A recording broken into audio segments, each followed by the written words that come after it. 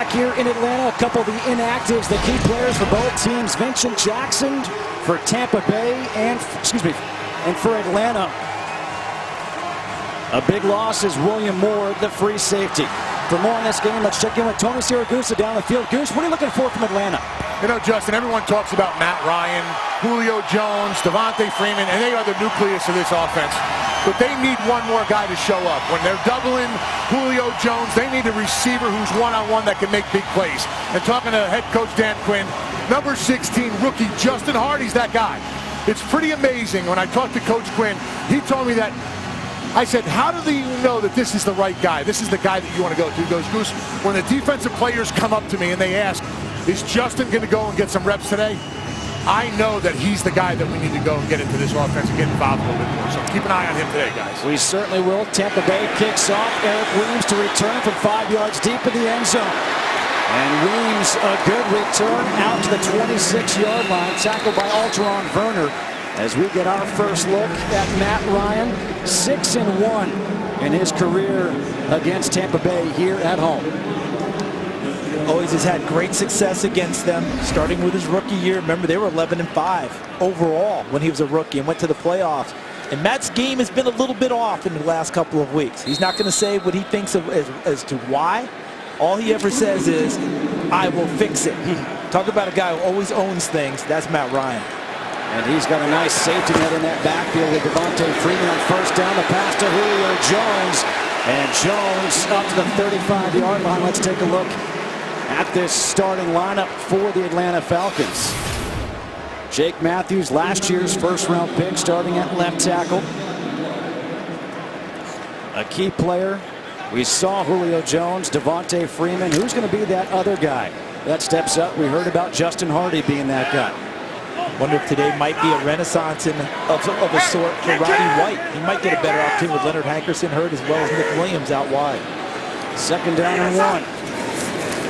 Ryan steps up again, low throw, looking once again for Julio Jones. The defense for the Tampa Bay Buccaneers. Jaquez Smith, 5 sacks so far this year. Had 3 sacks against New Orleans. Quan Alexander, the rookie. Levante David, always around the ball. And in that secondary, Mike Jenkins missed the first 2 games of this season with a hamstring injury back there. The task, who's going to match up against Julio Jones? 3rd and 1. Freeman in the backfield. Movement up front. The flag is thrown. It's going to be a false start. He knows how Atlanta went empty set first and then motioned Freeman into the backfield. False start. Offense, number 67. 5-yard penalty. Still 3rd down. So now you go from 3rd and 1 to 3rd and 6 for Atlanta. And that changes tendencies quickly, doesn't it, Justin? I mean, you 3rd and 1. You motion Freeman in the backfield. You hand it to him. You see Dan Quinn there. Terrific start with this Atlanta football team. But now it goes from a you can do whatever you want on 3rd and 1 to you're going to throw the ball now on 3rd and 6. And you got to watch out for Freeman out of the backfield as a receiver.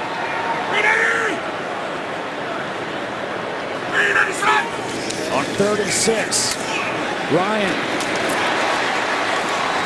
able to find his tight end, Jacob Tamme, and Tamme gets the first down. Picks up 7 when he needed 6. And what a nice lunge by Jacob Tamme at the end of the play. See Tamme 83 right here at tight end. He's going to go across the field on a little shallow route. Matt Ryan puts it on him, but watch the end of the play. He might not have been there. Alteron Werner, number 21, has him.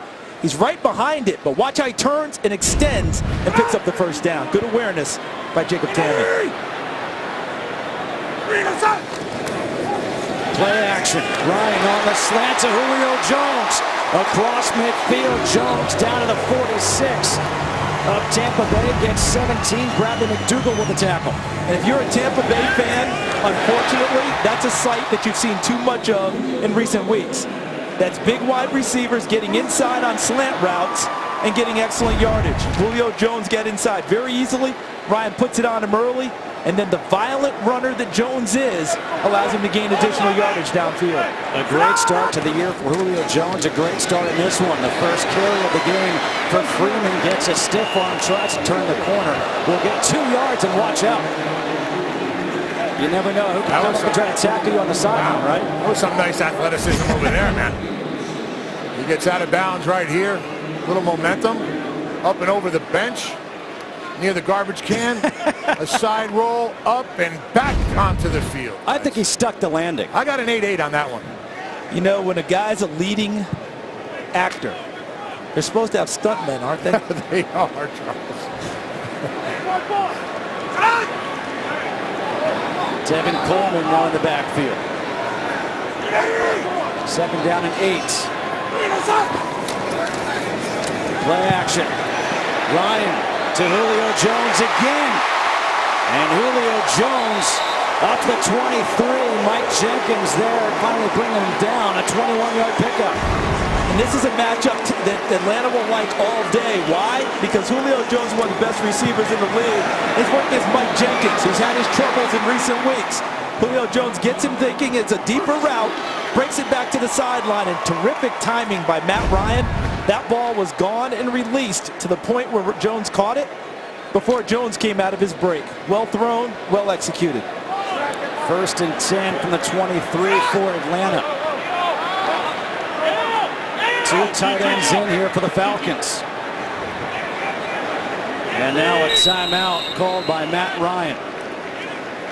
The Falcons marching down the field here on this opening drive. No score. Back after this. Today's game is sponsored by Southwest. Transparency, low fares, nothing to hide. 1st down from the 23 for Atlanta out of the timeout. Heavy run formation, 3 tight ends in the game, yet they're going shotgun.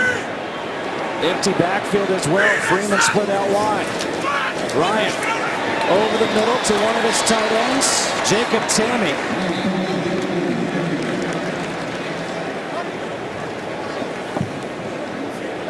A 7-yard pickup.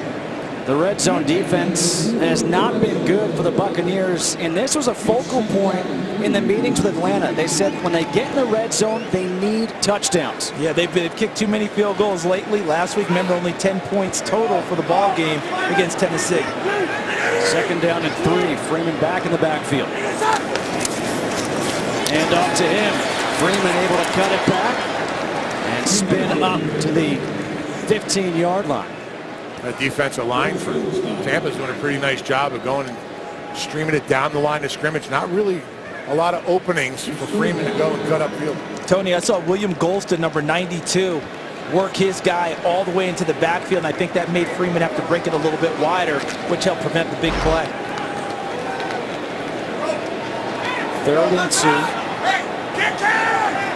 2 tight ends in. You also got a little thing here with Julio and Roddy working together. And off. Freeman. And Freeman looks like he's going to have the yardage for that 1st down.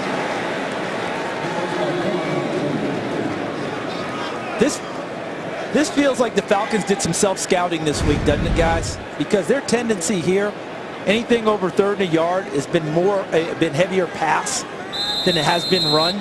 Because remember last week, Tony, we were wondering, are they going to run the ball in these 3rd and 3s, 3rd and 2s? And they threw it almost exclusively. Today, a little bit longer than that, between 2 and 3, and they ran the ball inside to Freeman. Yeah, they need to go and get him established. So far, they ran a lot of play action, but Devontae Freeman is not established yet, and that hasn't really had a great run. So, get a good one on that one.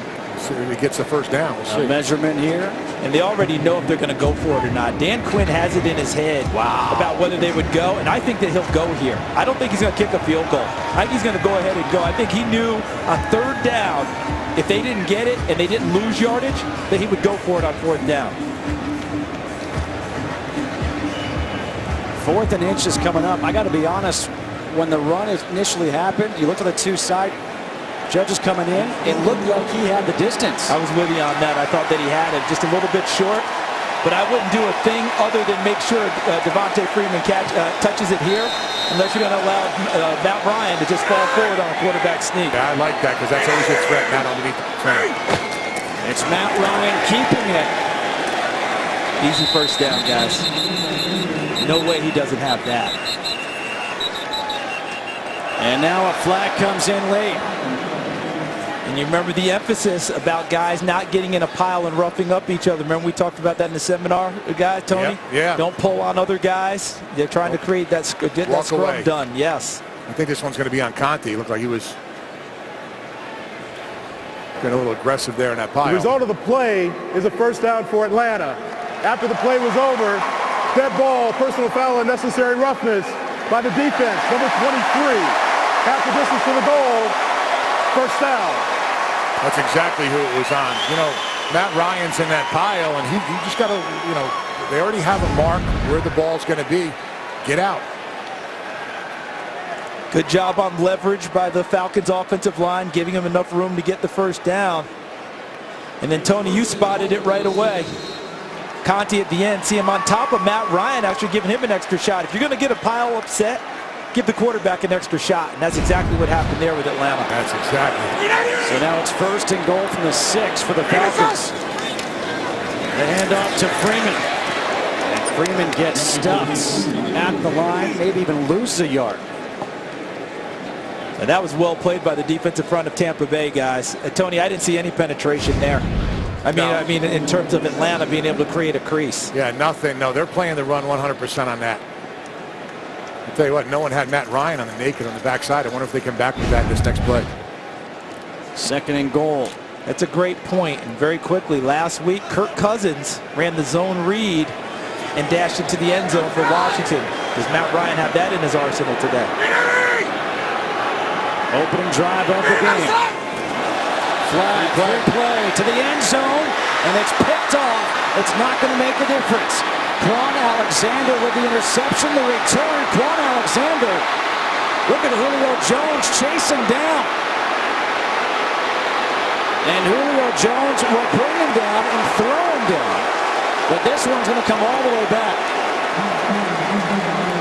I know it's coming all the way back, but you're going to tell me that Dan Quinn is not going to have a major league kudos session for Julio Jones. That piece of tape right there will be clipped and shown over and over in the Falcons. Right, Tony? Yeah, you never know. You don't know what they're calling. It could have been on, you know, the offensive side. You just got to go down there. You can't let him in. I love it.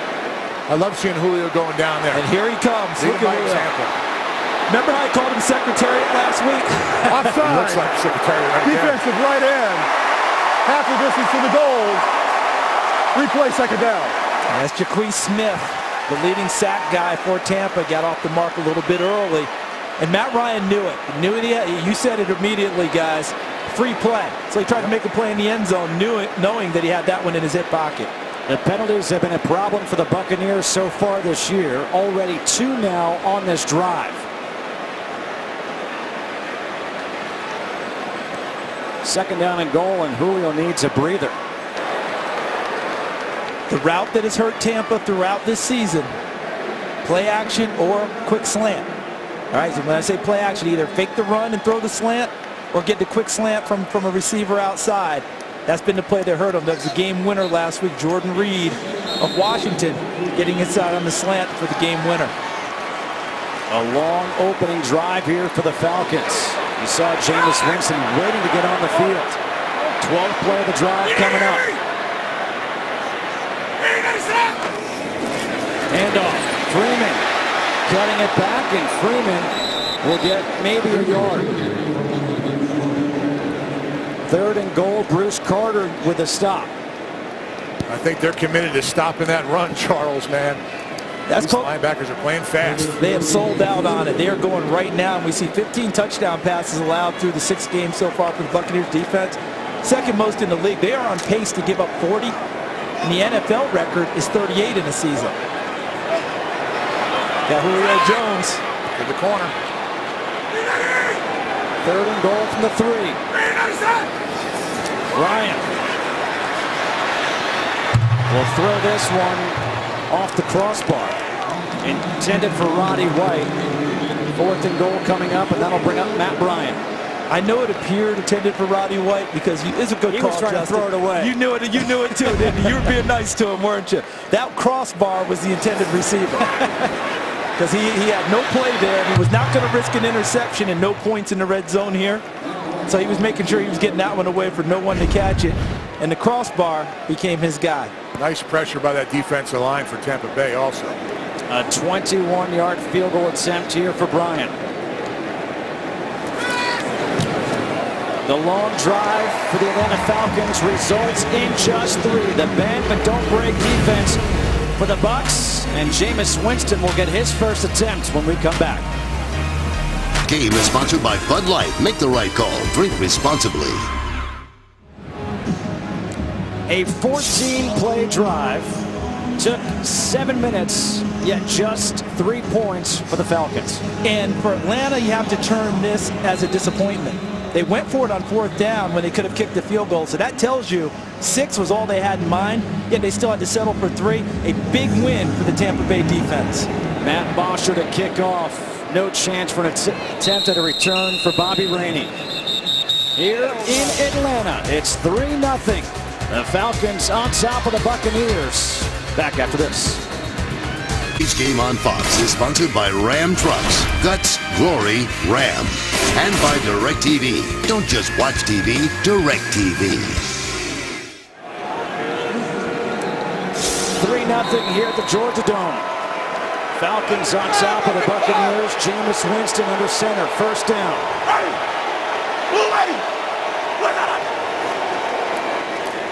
A handoff to Doug Martin up the middle. And Martin will get a couple of yards, set up 2nd down and 8. Jameis Winston, the #1 overall pick. He has certainly shown improvement, especially in his last couple of games. You see those 3 touchdowns, no interceptions. Everyone says the difference with him is he's taking care of the football. And that is so huge for him because he likes being known as a gunslinger. He loves that feel, but he also understands checking it down, taking care of the ball is how your offense continues to roll. 2nd down and 8. Luke Stalker in motion. A toss to Martin, cuts it back. And Doug Martin up to the 26, picks up 4. Time for our first game break. Let's go back to LA and check in with Mike Hill. All right, Giants and Saints, how about a little trick and treat the day after Halloween? Saints with the flea flicker. Drew Brees to Willie Snead. 34-yard score. We are tied at 7 in the 2nd. Justin Charles, Tony, back to you. All right, thanks so much, Mike. Back here in Atlanta, it is 3-0. Yeah, New York leading the all-time series by 3, but the Saints are awfully hot, aren't they? They're playing some good football as of late. 3rd and 4 here for the Bucs on their opening drive. Winston forced out in the pocket. Winston still on his feet, able to get rid of it. Avoids the sack, but a 3-and-out force by this Atlanta defense. The pressure applied by Adrian Claiborne. He's got some strength on his feet, Winston, doesn't he? Okay, you know how we like to play the comparison game, Tony. Yeah, let's hear it. This is a Big Ben play because of the way he just shook off Claiborne. Offside. Defense, number 44, lined up in the neutral zone. That's a 5-yard penalty. Results in a first down. So they just gave one away, did Atlanta. They finally get the pressure they're looking for from a 4-man rush. They got him in. They got what they wanted, an incompletion. And look at Lovie Smith coaching him up from the sidelines. He's working on the head linesman there. That's Jim Howie. Tell him, look for it, look for it. He might be offsides the way he's lining up. Excellent coaching by Lovie Smith. Helped his team get a first down. Atlanta wasting an opportunity. Basketball by Phil Jackson. On 1st and 10, handoff up the middle. There's Doug Martin. And Martin with a big run on 1st down all the way up to the 49-yard line, gets 18. Watch the gap that he gets. This is really well blocked. Freeze right there.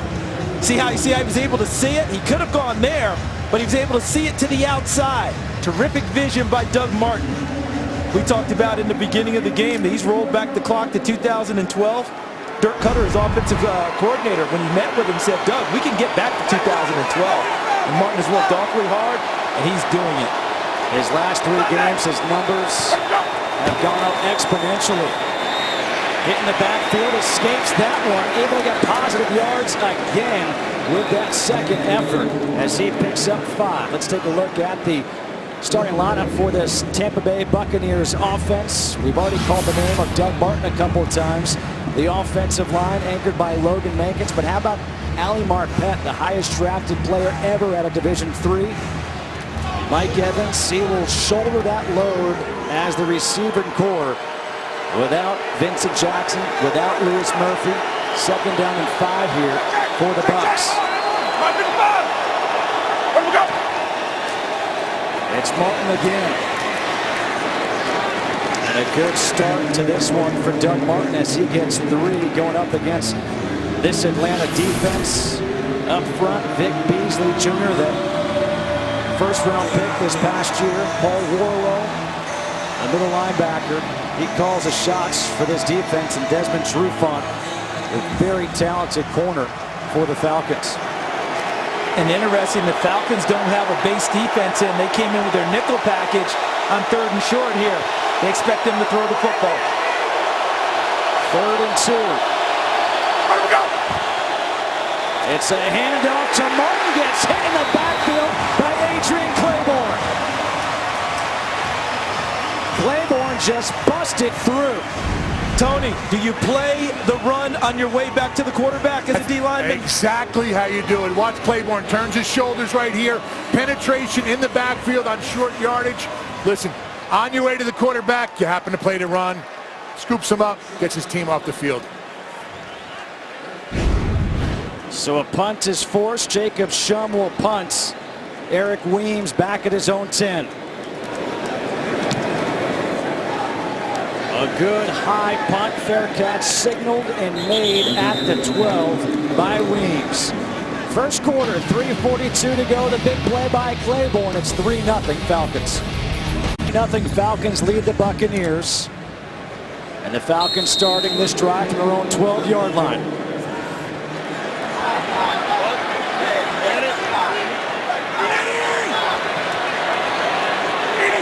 On first down, Ryan will toss to Freeman, trying to get outside. Turns the corner, but a hold will be called against Julio Jones. Yeah, that wasn't even hidden at all by Julio Jones. He had a big handful of material, did not let him go even when he was running. And that wasn't supposed to be a toss.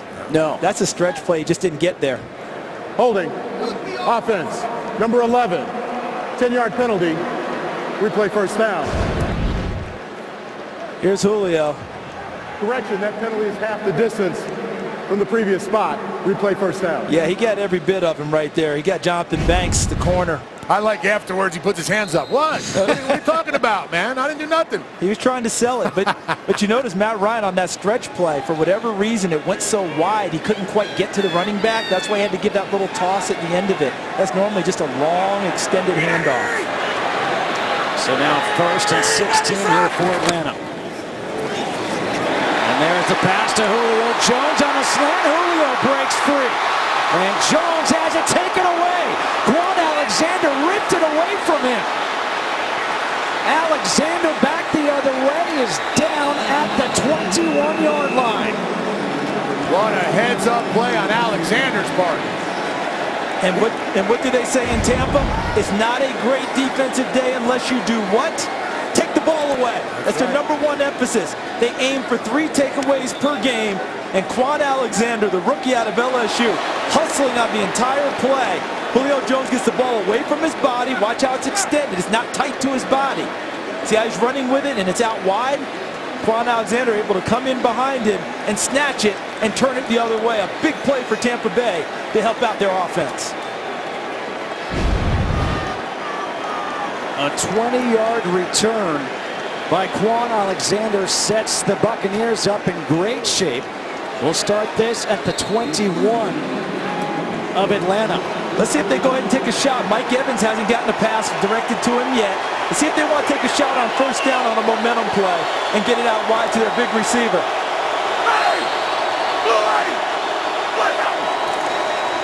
The toss to Martin. Trying to bounce it outside. A good effort. Able to pick up a couple yards to the 19. It's one of those coaching points. Watch how the ball gets away from the body. But, let me take that back a little bit. He was starting to put it into his body as he felt pressure. See how he's running with it wide?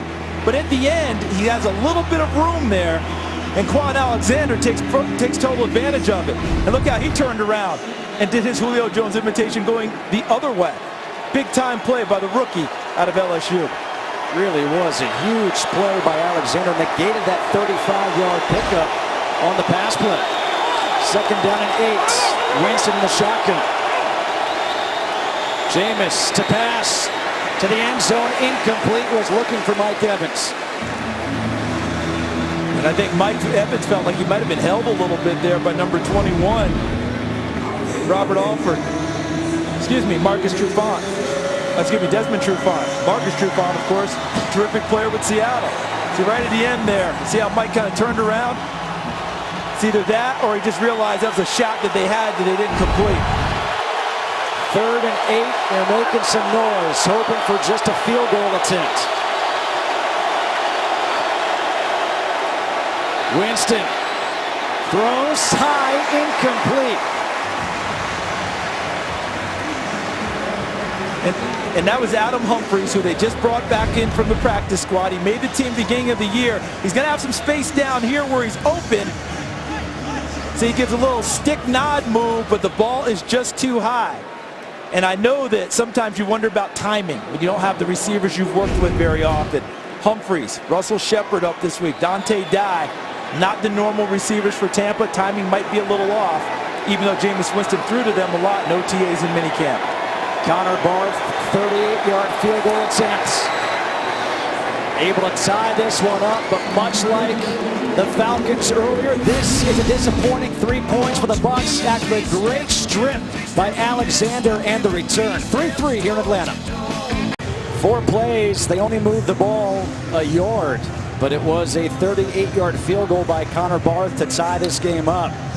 But disappointing for the Tampa Bay offense to get great field position at the 21 and only get 3 points. And early in this game, we've got to give a lot of credit to both defenses. Tampa Bay held Atlanta to a field goal after a promising drive, took the ball away, and then Atlanta, after the turnover, they held Tampa to a field goal. Eric Weems will take a knee this time.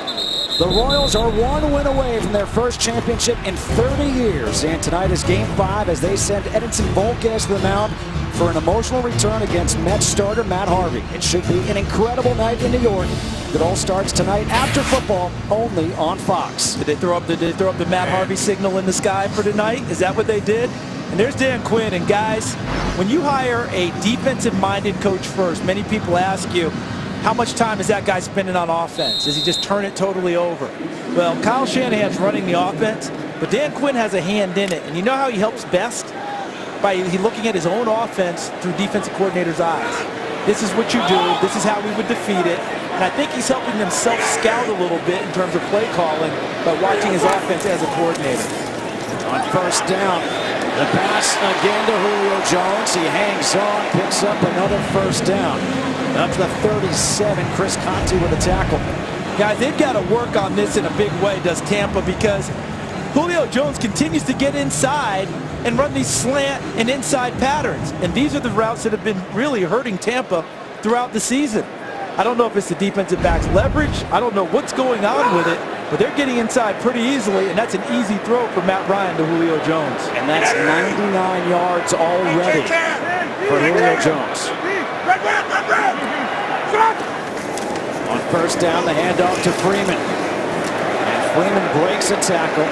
Up to the 43, time for a game break. Let's go back to LA and check in with Kurt Menefee. All right, don't write off the Saints in the NFC South just yet. Taking on the Giants, Brandon Cooks from Drew Brees, 26 yards on the score. Brees 162 yards and 2 touchdowns already, and there's still a couple of minutes left in the first quarter. They're up 14-7. Justin? A good day so far for Drew Brees and the Saints. Second down and 4 here for Atlanta. Under a minute to play in this first quarter. Ryan has some problems, gets rid of it to Freeman, who gets tripped up in the backfield by Mike Jenkins. A late flag, though, on the field. I think that Matt got tripped coming away from the center. I think that his foot ended up hitting a lineman's foot, and it helped throw off the timing of the play. Yeah, it looked like a bad snap, too. And we saw him trip over his lineman in practice the other day. It's not a normal occurrence. It happens occasionally when a lineman's trying to pull or move. Watch on his getaway. Yeah, I believe Mike Person, his center, actually stepped on his offense, foot. number 83. Penalty is declined. Was over the play. It's third down. And don't forget, Mike Person, the center, had never played center before until this year. So he's still learning that position. And he's got a tough task because inside, you know who's over him a lot? Mr. McCoy? Gerald McCoy, 3-time Pro Bowler. So snapping the ball, trying to get into Gerald McCoy, making sure no errors with Matt Ryan. Mike Person's got a lot to deal with today. 3rd and 8 now for the Falcons.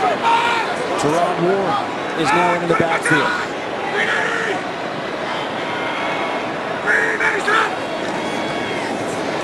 Ryan stepping up.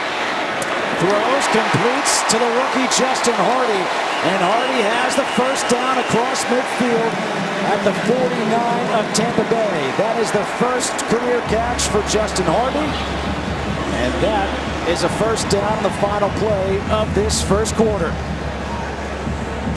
3-3 here in Atlanta. Fox NFL Sunday will continue after these messages and a word from your local Fox station. Numbers from the first quarter, you'd think it'd be what, 14-0 Atlanta over Tampa Bay. Instead, that takeaway, and it's a 3-3 game as we start the second quarter. Devin Coleman in the backfield for the Falcons. He takes the pitch.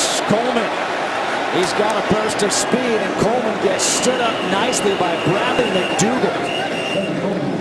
A pickup of 7, but how about the start for Julio Jones today? He's figured in a little bit of everything today. The good, this was the non-interception where he chased him down and showed his team how to hustle. And then a rare bad for Julio Jones after a big play to begin with. Remember, he caught the pass on the slant. Looked like big yardage for Atlanta before Quan Alexander chased him down and took it away. 6 targets for him, 5 catches. He's been a busy man. Second down and 3. And off again to Coleman. Coleman very close to that first down marker. Bruce Carter with a stop. You know, in the break, Tony Siragusa was talking about one of the reasons Julio Jones is able to get inside on these slants is the vaunted Tampa 2 defense, meaning 2 corners rolled up, trying to play a little tight coverage within 5 yards of the receiver, and then 2 safeties deep. So essentially what you would have would be a corner out here, safety back here, allows that slant route inside. And that's what makes things easier for Julio Jones if he's not jammed at the line of scrimmage. And he's at the top right now. There's a lot of pressure on that inside linebacker to get enough depth. They're going to cover the middle of the field on that. Movement on the line. It looked like it was initially offside on Tampa Bay. And I think how Atlanta's helping themselves with it, Tony, is that ball's out of Matt Ryan's hands quickly at like the 3rd step and gets it to him before he gets to the safeties. Neutral zone infraction. Defense, number 90. 5-yard penalty results in a first down. So look in the middle of your line. Just look inside where the big linemen are. There's Henry Melton. Actually, that's William Golston who jumped first and got back, and then Melton came all across after that. And the penalty went against Melton. Former Chicago Bear, Dallas Cowboy. Henry Melton was a running back initially at the University of Texas. That's one guy I don't think I would want running at full speed. First down after the penalty. They bring it back to Julio. And Jones up past the 30. Quan Alexander there with a tackle. I know we're spending a lot of time talking about what Atlanta's doing or not doing on offense, but I think this Tampa Bay defense, they've given up some yardage, but they rallied to the ball pretty well. You know, this is a team that runs to the football well. They've got 1 takeaway already. They made Atlanta kick a field goal after a promising drive earlier in the game. Lovie Smith has taken over defensive play calling this year. They're playing with a passion today that they need. Second down and 5.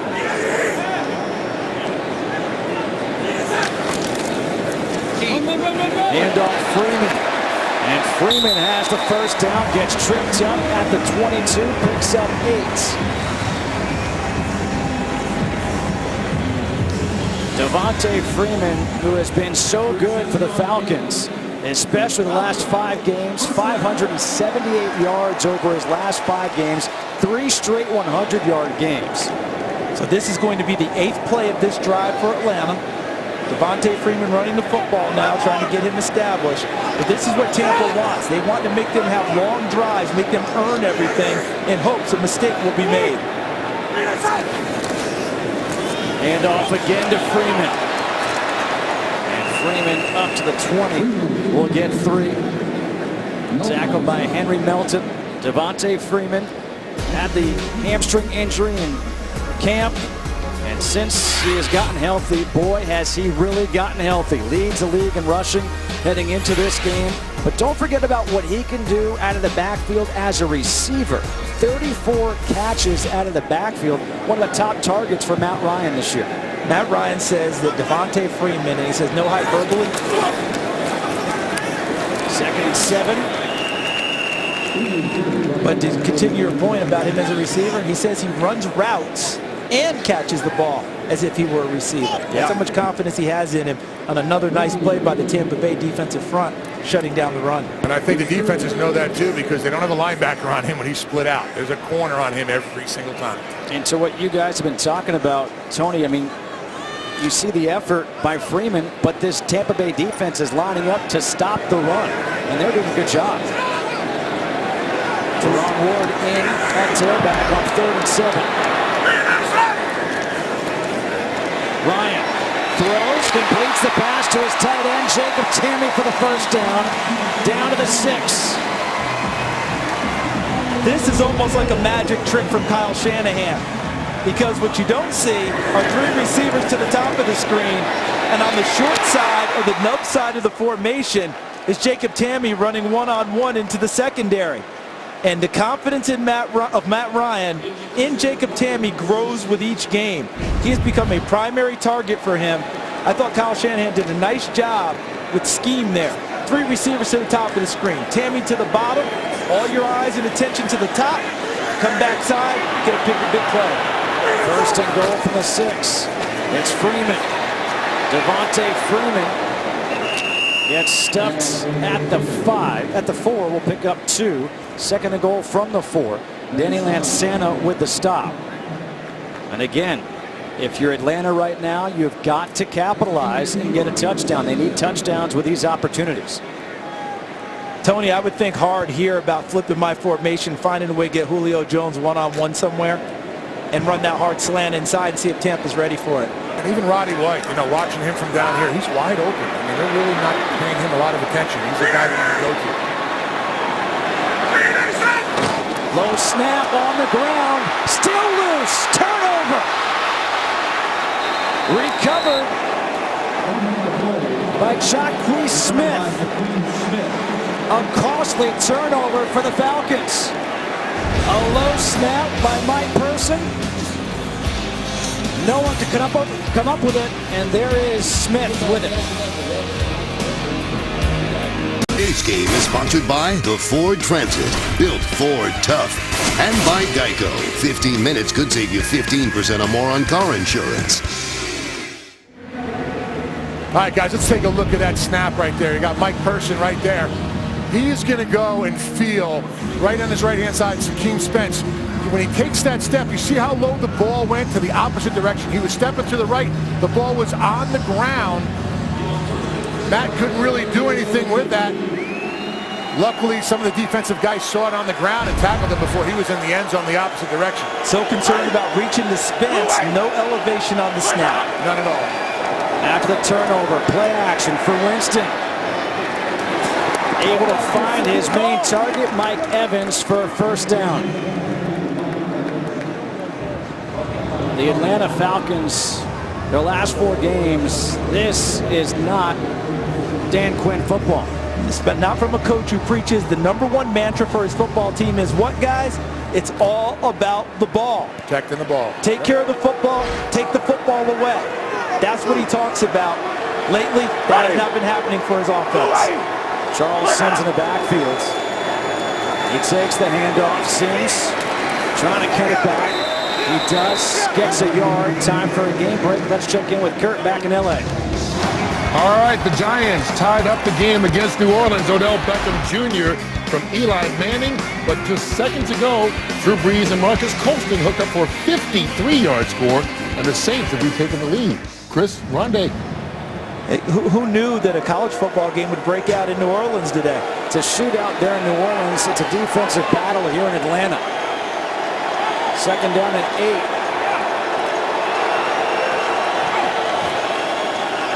8. Winston facing the pressure, sets up the screen for Sims. And Sims slips, gets the first down. And he will be stopped at the 49-yard line, a 13-yard screenplay for Charles Sims. This is something that Tampa has done a nice job of in recent weeks. Screen passes, well set up. Look how Jameis Winston makes sure he invites everyone there. And look at the guys getting out in front, though. Excellent job. Joe Hawley, former center here in Atlanta, 68. 70 was Logan Mankins getting downfield. Look at Hawley coming in. Ali Marpet at the end, still pushing and grinding. That's what offensive line coaches love. They talk about straining at the beginning of a play, and then the extra strain to get additional yardage. On first down, play action. Winston rolling out to his right from back across the field. Cameron Brate. One of the tight ends is there to make the catch down to the 23 of Atlanta. A 28-yard completion to Brate. How about Dirk Cutter saying, okay, I see you, Kyle Shanahan, executing your stuff, okay? Let's see what we can do now, because over here, I think Brate's going to break back this way, all right? Winston goes one way, Brate comes back through the traffic, through the wash, and Winston turns around and finds him, and Brate just wants to make sure he secures the catch and gets big yardage, doesn't try and do anything fancy, and up in the play. First and 10 now from the 23 of Atlanta. Handoff, Sims up the middle. Good run by Charles Sims. Justin Durant with a stop, a 7-yard carry for Sims. It's not a bad 1-2 punch in Tampa right now, is it? Doug Martin comes in, and everything Doug does is hard. Hard running, right? Hard cuts. Charles Sims is a little more, I'm going to see it, all right? Let my eyes direct my legs a little bit, but once he gets it, then he goes. Very nice run there by Charles Sims, known more for his pass catching ability. Second and 3. And off again to Sims. Little shimmy, able to make the cut. And he's close to that first down marker. It will be, well, let's see. It will be a first down.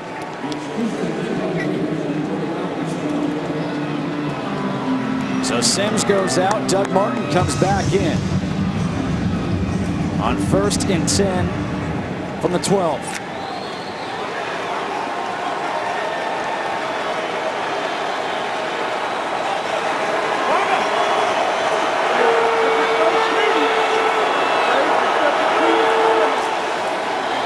Off to Martin.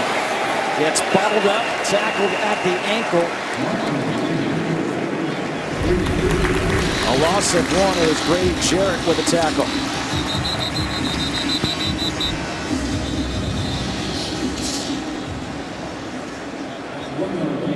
There is a player down on the ground now for Atlanta. It looks to be Tyson Jackson, number 94.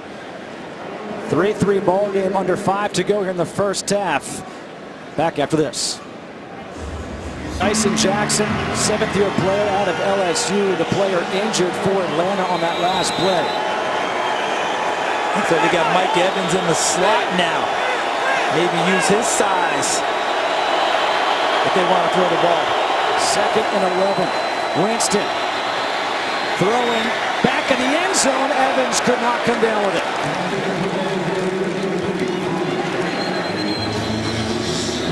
Tony, we had the right thought, and they were trying to use the size of Mike Evans, weren't they? Yeah, they were. He ran right down the seam, right into me here. You watch him at the end of the route. Hey, whoa, whoa. What you doing there, kid? I think Warlow, the linebacker, did a nice job by kind of walling him off a little bit and didn't allow him a lot of space to come down with the ball. 8 plays, 67 yards so far for the Bucs. On third and 11, Winston with time throws, and that is complete, hauled in by Brandon Myers.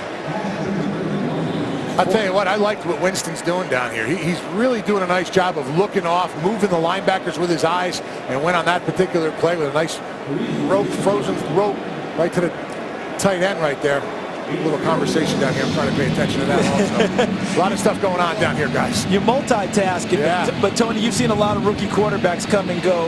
Would you say that the guys coming into the league now are better prepared because of the training they get coming up with the quarterback gurus and throwing the ball as much as they do now than before? I'll tell you what, he definitely has presence in the pocket. You know, I'm not a guy who gives, you know, rookies a lot of compliments. You really got to prove yourself to me, but I'm impressed right now what I'm seeing out of him. 23-yard field goal attempt here for Connor Barth to give the Bucs the lead, and he does it. He's 2 for 2. 6-3 again. Points off turnovers for the Buccaneers. Today's game is sponsored by FanDuel, the leader in one-week fantasy football. Back here in Atlanta, it is a 6-3 Buccaneers lead over the Falcons. Bend but don't break philosophies for both defenses here in the first half. Lovie Smith's team leads by 3. The rookie quarterback, Jameis Winston, doing a good job just managing the game. Eric Weems, he will take a knee. Doesn't want to, but he will. Here in Atlanta, the Falcons will try to come back down by 3. Justin Kutcher alongside Charles Davis. And Charles, we talked about this in the open. The Buccaneers coming off a heartbreaking loss, up 24 on the road at Washington. This was a big game for them, trying to recover. What have you seen so far? How have they recovered from that loss? Somehow they managed to put it behind them, and it wasn't easy because normally you have what they call the 24-hour rule. Win or lose, then you let it go. I think this one lingered a lot longer than that. A big run for Freeman. Devontae Freeman all the way up to the 40. His biggest run, a 20-yard run, brought down by Chris Conte. Goose, I want to know from you, because what we were told by Lovie Smith is he said this loss, that may be what we talk about when we win the Super Bowl, a loss along the road. Is there one that sticks out for you in your playing career? Turning point, yeah. You know, in 95, 96, I was playing with the Colts, and we went up to Pittsburgh in the AFC Championship game, and Ted Marchibroda was our head coach. And we had so many opportunities in that game, but we lost the game, and that feeling sticks with you. A lot of people ask me what's the most memorable game, in your career, and that had to be. It was the loss. A lot of people think it would be the Super Bowl in 2000, but that loss really stuck with me and really affected, the rest of the years that I actually had in the NFL. There is a flag on the field. Matt Ryan slow to get up here for the Falcons. Let's wait to see what the flag is going to be for. Offside. Defense. Number 90 in the neutral zone at the snap. 5-yard penalty. Replay first down. Looks like he actually gets hit in the head with a hand right there. Yeah, George Johnson was bringing him down from behind, 94, and then Jaquez Smith, 56, over the top, hit him upside the head, as they like to say. And luckily, yeah, exactly. Matty Ice is all right, and the Falcons end up getting 5 yards. So 1st and 5 for a play caller. This is your opportunity in good field position. If you want to take a pretty good shot, it's a good spot for it. Pump fake, handoff to Freeman. Freeman, beautiful spin move, trying to get outside, lowers that shoulder, and he gets the first down. Devontae Freeman, strong running by the 5'8", 205-pound back. Now watch as he gets into the hole, because this is a chance for Tampa Bay to end this play right about, okay, he gets through it right about here. And Alteron Werner misses. Excellent spin move by Freeman. And then watch how he drops the shoulder at the end of the run to finish things. See him outside, working on number 27, Jonathan Bax. Ryan swings it out to him. Flags are thrown. Devontae Freeman takes it up to the 41 to the 40. Well, let's see if this one's going back. I think it's going to be. On the blocking on the play, I saw a lot of arms extended. When you see that, that's usually a hold. Pass interference. Offense, number 80. 10-yard penalty. Replay first down. So on that one, that would have to be that he's blocking before the ball's gone. All right, he's blocking downfield already. Levine Toilolo. All right, number 80 right here. He's already into the block. But they could have got him for the block. A little bit of a hold there on number 24, Mike Jenkins. I thought I saw inside the same thing. So good job by the officials detecting something going wrong. Coming up on the 2-minute warning, let's see if the Falcons will get a playoff before. Already in motion. And they will not. First and 20 coming up for the Falcons when we come back down by 3. Apps, videos, and more at itunes.com/NFL. 2 minutes to go here in this first half. Justin Kutcher, Charles Davis, Tony Siragusa here from the Georgia Dome. It is 6-3. Tampa Bay at 2-4, leading the 6-1 Atlanta Falcons. Taking Coleman in the backfield. Julio Jones in motion. On first and 20. Ryan out to Coleman. Flag on the play as Coleman dives forward up to the 48.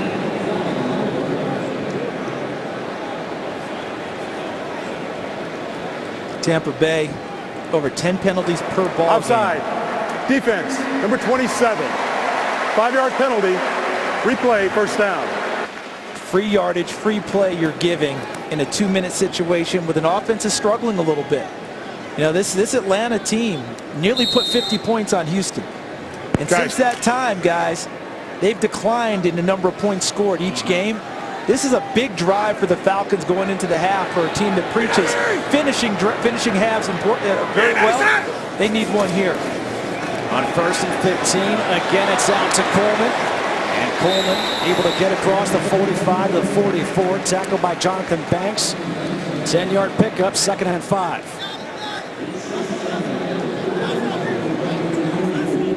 Ryan barking out the play. Throws incomplete for Jacob Tammett. Alteron Werner there to knock it away. And that's the Alteron Werner that Tampa signed from Tennessee. Pro Bowler in 2013. An absolute ball hawk. That's what I loved about him when he left UCLA. They have not seen enough of that in Tampa, making plays on the football. Excellent job there by Alteron Werner, who's shifted inside to become a nickel corner.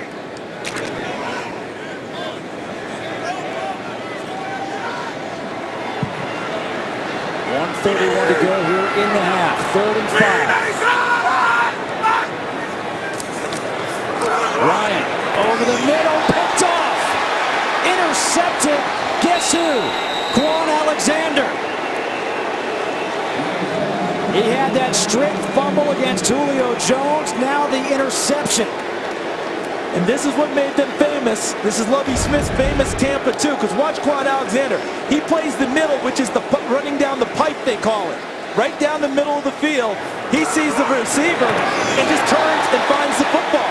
He really didn't have to go that far down because the middle linebacker in the Tampa 2 will run that pipe right down the middle of the field all the way to the goalpost if need be. Didn't need to because of a shorter route. Quan Alexander reads it, gets his second big takeaway in the first half. Second takeaway of this half, second interception of the season, the 3rd turnover of the half for the Falcons, and now it sets up for Tampa Bay. 3 timeouts remaining, 1:23 to go, and they get the ball at midfield.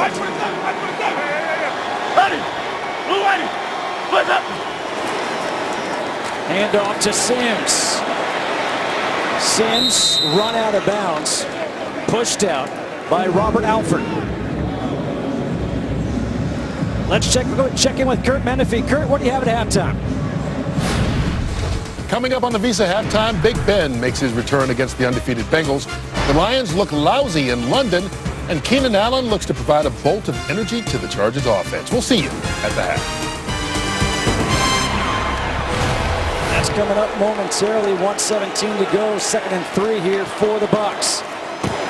Winston throws high, completes the pass though. Enough for the first down to one of his tight ends, Brandon Myers. Guys, defensive end number 94, Tyson Jackson, rib injury, he's questionable on a return. Thanks, Tony. As one of their guys up front they depend on. Talk about the Atlanta Falcons.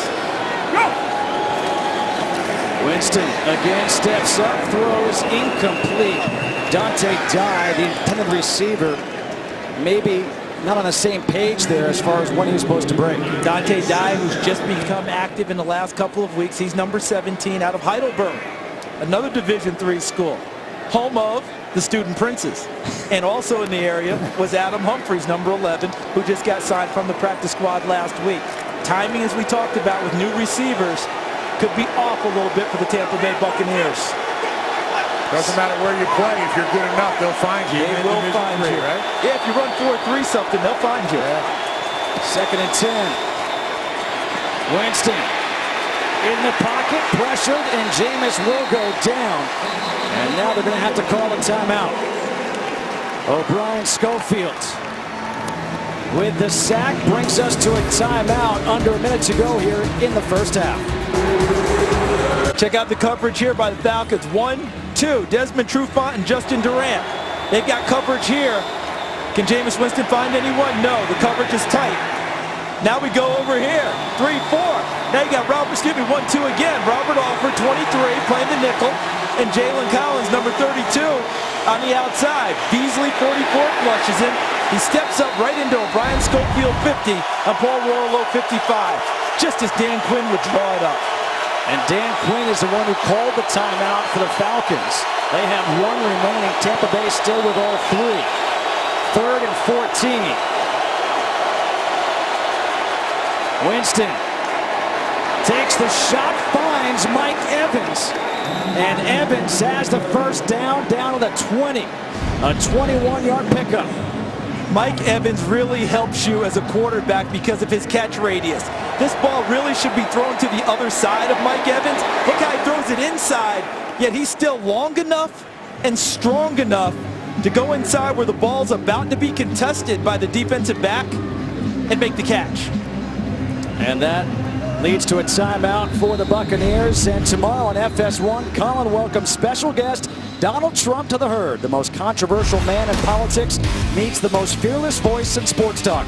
The Herd with Colin Cowherd tomorrow at noon Eastern on FS1. And if you miss it live, we'll have the entire Trump interview tomorrow night at 8 p.m. Eastern. That the only guy Donald Trump won't go one-on-one with might be Mike Evans or possibly Julio Jones. That's about it. 1st and 10 from the 20, 2 timeouts remaining. Winston over the middle, caught, touchdown, Cameron Brates. More points off turnovers for the Buccaneers. This was the full Monty, guys. Excellent protection by the offensive line. They'll perform it and let him throw it. But watch Jameis Winston just look off, as Tony talked about earlier, manipulate the secondary, and then come back to Cameron Brate with an excellent throw on an inside route. This young man, he may be a rookie, but I don't think pressure affects him a whole lot. He also bounces back after mistakes, but mistakes have been at a minimum over the last 3 games for Jameis Winston. Connor Barth on for the extra point.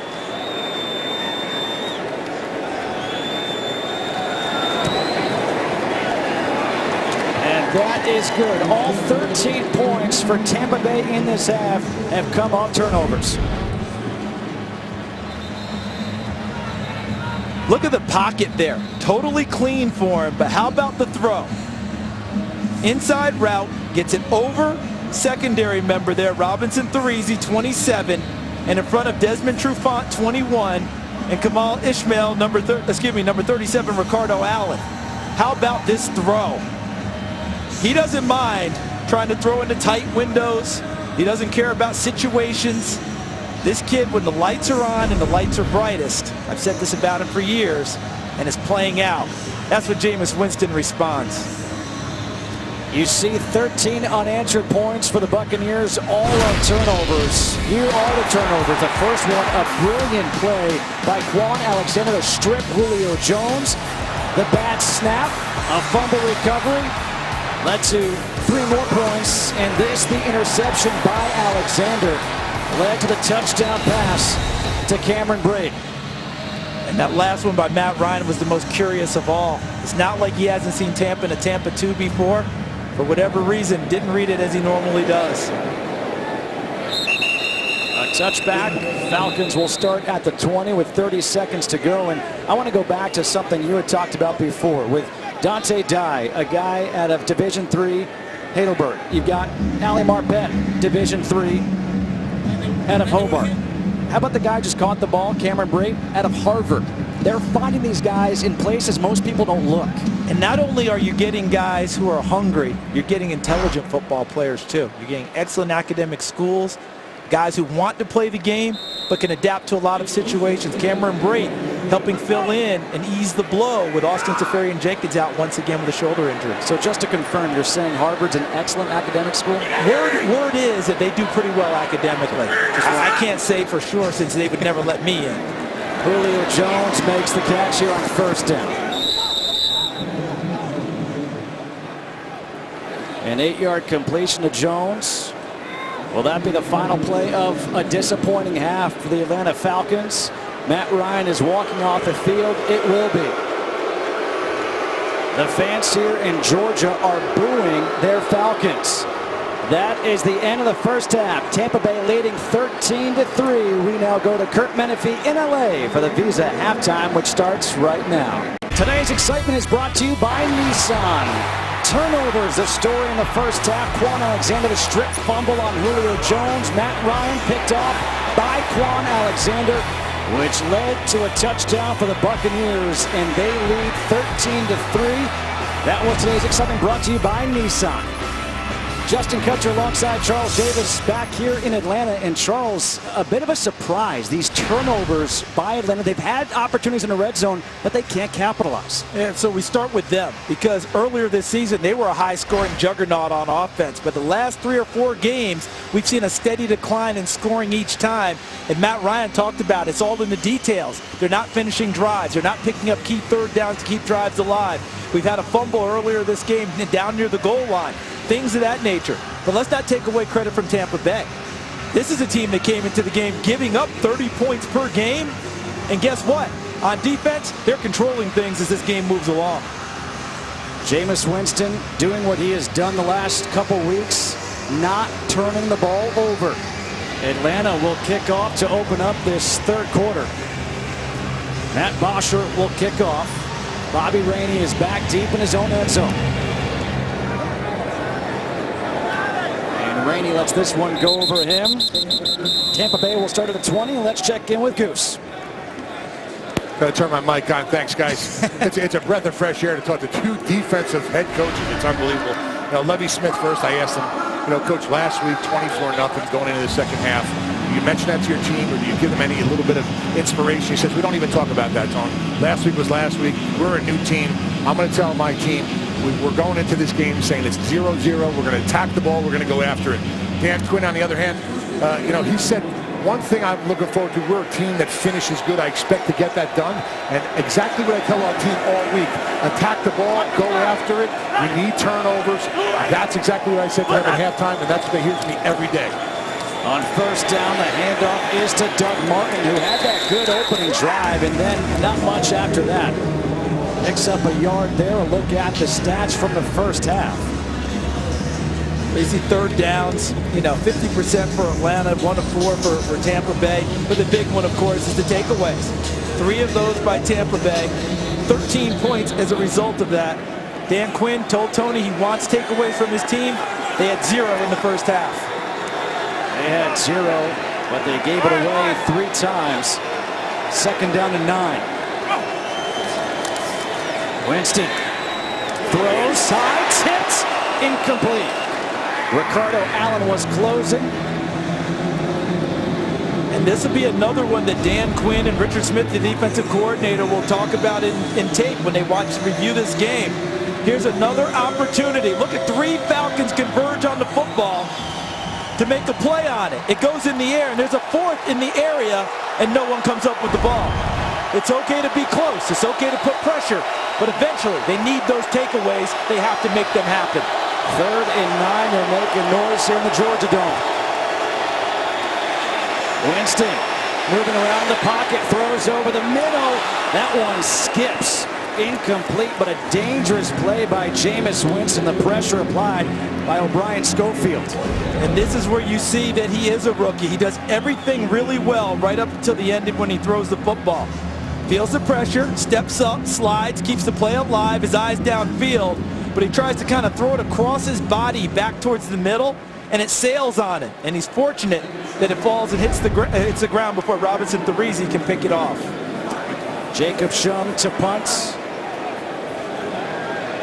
Eric Weems back at his own 27. A good high punt. Chance for a return. Here's Weems to 26. Weems returns it back to the 49-yard line. The tackle by the punter, Jacob Shum. For the Falcons, mistakes have been a problem the last couple of weeks. Last week on 4th and 1, that ball was intercepted in the end zone. A missed field goal by Matt Bryant. And then this week, the strip fumble against Julio Jones. The bad snap, a fumble. And of course, the interception. And all those turnovers have led to points here in this game. 2 of those by Quan Alexander, the exciting rookie middle linebacker for Tampa Bay. On first down, Devontae Freeman gets tripped up. Looks like named by his own man, Patrick DeMarco.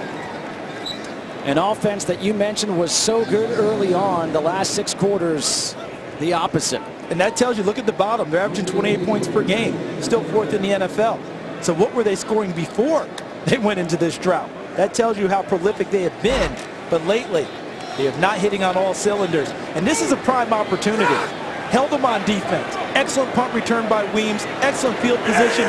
They need to turn it into something. 2nd down and 10. Ryan over the middle to his tight end, Levine Toilolo. He gets 8, sets up 3rd and 2. Levante David there with the tackle, and with all these turnovers and all these stops, we haven't called Levante David's name very often, and that's rare because this guy's a tackling machine. Without a doubt, and this could be a play that he could figure in if you're Tampa Bay. Tony, their tendency for Atlanta, 3rd and 2, is to throw the ball. I don't know. I wonder if I would want to change that up a little bit and put it in the hands of Freeman and tell my guys up front, let's go get this first down. Freeman just always has positive yardage. He's a great running back, but that's not what they've been doing lately. They won't be doing it here. They swing it out to Freeman, instead makes the catch and gets the first down. I like that play, though, Charles. Get him out on the edge, get him the ball, let him go and run in space. You know, it felt like Kyle Shanahan said, you know something, guys? Let's not run our head into the brick wall, right? Let's just get him out, as you said, Tony, into space, get the ball in his hands. It goes as a pass play, but essentially it's a long handoff, isn't it? Get it to him, get him to the corner. Moving those chains, 1st and 10 at the 37.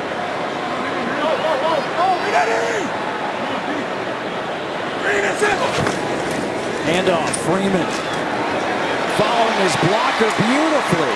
He was patient, waiting for his blocker to set up DeMarco, and picks up 7. I love your description there, partner.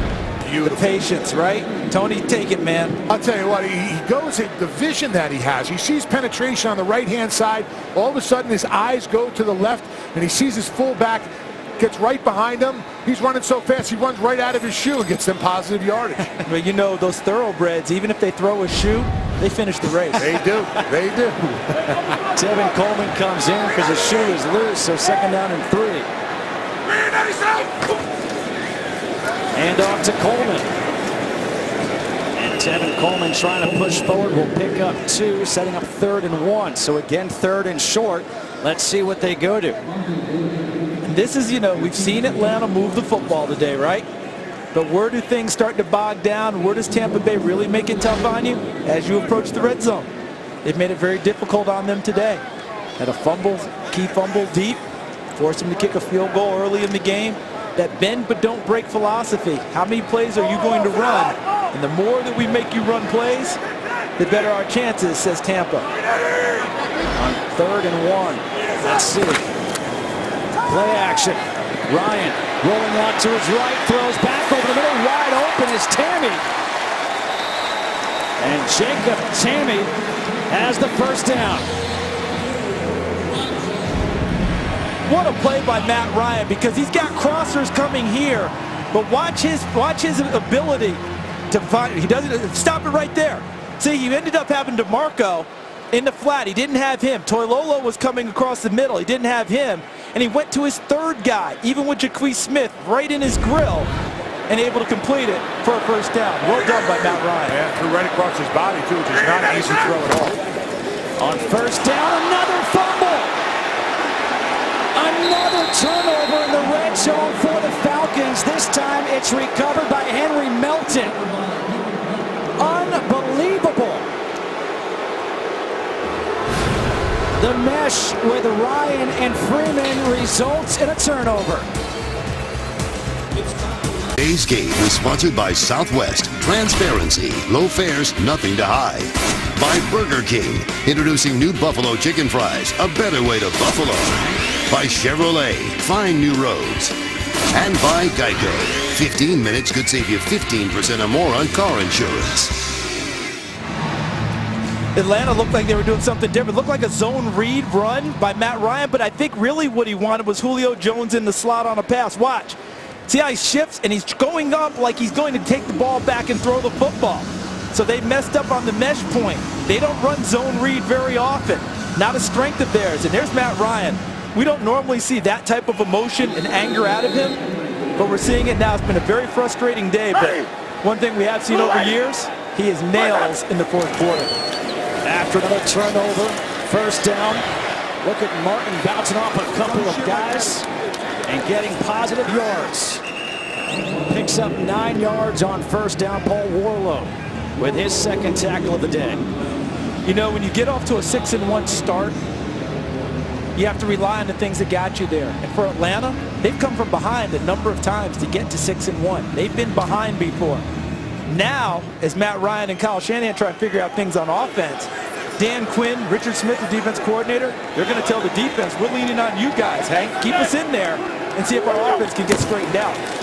The toss to Martin. Cut back. Martin with a big run. Doug Martin, a flag comes in the backfield as Doug Martin takes it all the way up to the 48 of Atlanta. Holding. Offense number 78. 10-yard penalty replay, first down. How about the vision with these running backs? Okay, because it's supposed to go here, but watch where he cuts it back because he sees it. See that? And look at that vision right back into the gap that's open. Unfortunately, his right tackle, Gosder Cherilus, held on the play, and that'll bring it back. But the ability of Doug Martin of Tampa and Devontae Freeman to start a play wide and end up back inside where they see the hole and get there quickly, tremendous. That's why they're two of the top backs in the game today. That's right. The patience. They set blocks up for their offensive linemen. The offense, both of these offensive linemen for both of these teams are playing really well today. Second down and 11 would have been a 19-yard run for Doug Martin. Winston out of the pocket on the run, throws towards the sideline, completes the pass to Dante Dye. Let's go to LA, check in with Mike Hill for a game break. Guys, Tavon Austin, one of those guys you just call a weapon. He can do it all. 2-yard run on the in around, in for the end zone, second rushing touchdown of the season, and his 6th overall is 26 Rams over the Niners in the third. Mike, he knows that play so well. That's the old jet sweep. That when he was at West Virginia in the Orange Bowl against Clemson, they dropped 70 out on that night. A big portion of it running those jet sweeps. 5 DBs in on 3rd and 6 for Tampa Bay. Winston throws back shoulder. We've got a flag. Mike Evans, the intended receiver. The coverage by Desmond Trufant. But you get Mike Evans is 6'5", 230, and 6'1", 190 Desmond Trufant. Pass interference. Defense, number 21. Automatic first down at the spot of the foul. Trufant battles him as best he can, but you're talking about a difficult task Number 64, to deal with a body and a frame with the length and size of Mike Evans. And Trufant was right there, past the 5-yard mark, hands still on him, into the chest of him. The officials got him. And people don't normally throw at Desmond Trufant. Giving up 4 catches today for 68 yards is unusual. He's gone games this year without anyone throwing in his area. On first down, Winston taking the shot down the sideline. More contact. Another flag. Coming over to take it out is Ricardo Allen. I think it's going to be on Trufant again. Yeah, Trufant just put his hand on him right there. That's when they threw the flag. And Trufant is down on the sideline.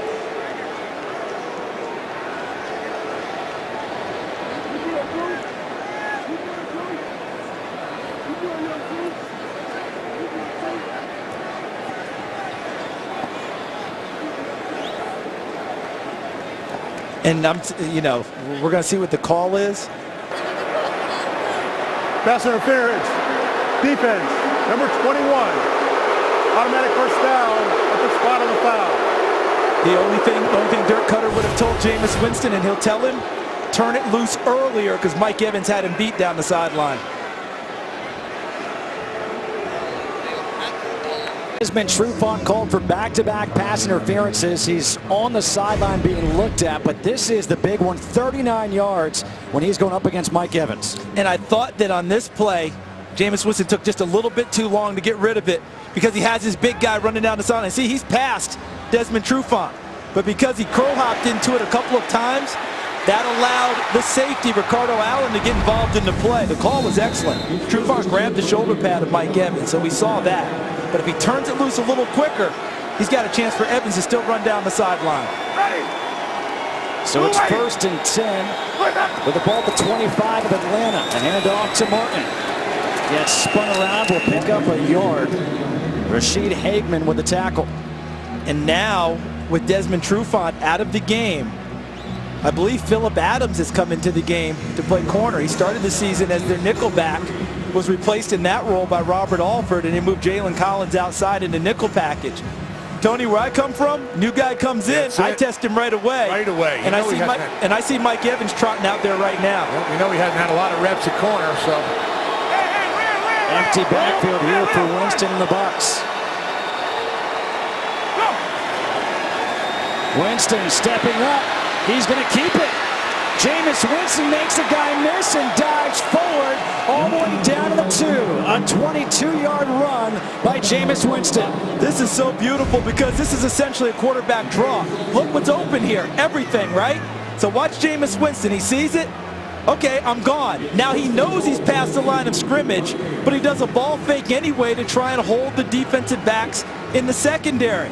That's just smart football. Every time they talk about his football IQ, we see more evidence of it with big plays like that. 1st and goal from the 2, but a timeout taken by Atlanta. They had too many men on the field. The Bucs are on the doorstep of the end zone, trying to go up big against Atlanta. Today's game on Fox is sponsored by Cialis. 1st and goal from the 2 for the Bucs, leading by 10. Handoff, Martin, and he gets wrapped up in the backfield. Will lose a couple of yards, but let's go back to that big run by Jameis Winston. This was not a quarterback draw call, but look at this. Look at where the tackles are. So this is open. Now watch the linebacker vacate out. The whole middle of the field is wide open. This is a heads-up play. Just to go and take it right down the middle of the field. I mean, if you have an opportunity like that, Winston does a great job of identifying something and going and taking advantage of it. He sets up this from the 2, and now it's backed up to the 4. On 2nd and goal, Winston, the lob for Evans, was battling against Robert Alford, and it's 3rd and goal. And that's good coverage by Robert Alford. He's been moving inside to the nickel when they're playing that defense, but he plays outside corner regularly, and they're just trying to go size on him. They're trying to man up on him. With Evans over the top, and Alford doesn't let him get extended and gave him no space to go up and get the ball. Well covered. 3rd and goal from the 4 coming up. Remember, it seems like this whole game we've seen bend but don't break by these defenses. And don't forget, Jameis Winston can get on the move now. Dante dies in the backfield. Winston thought about a shovel pass, and Winston keeps it. Touchdown, Buccaneers.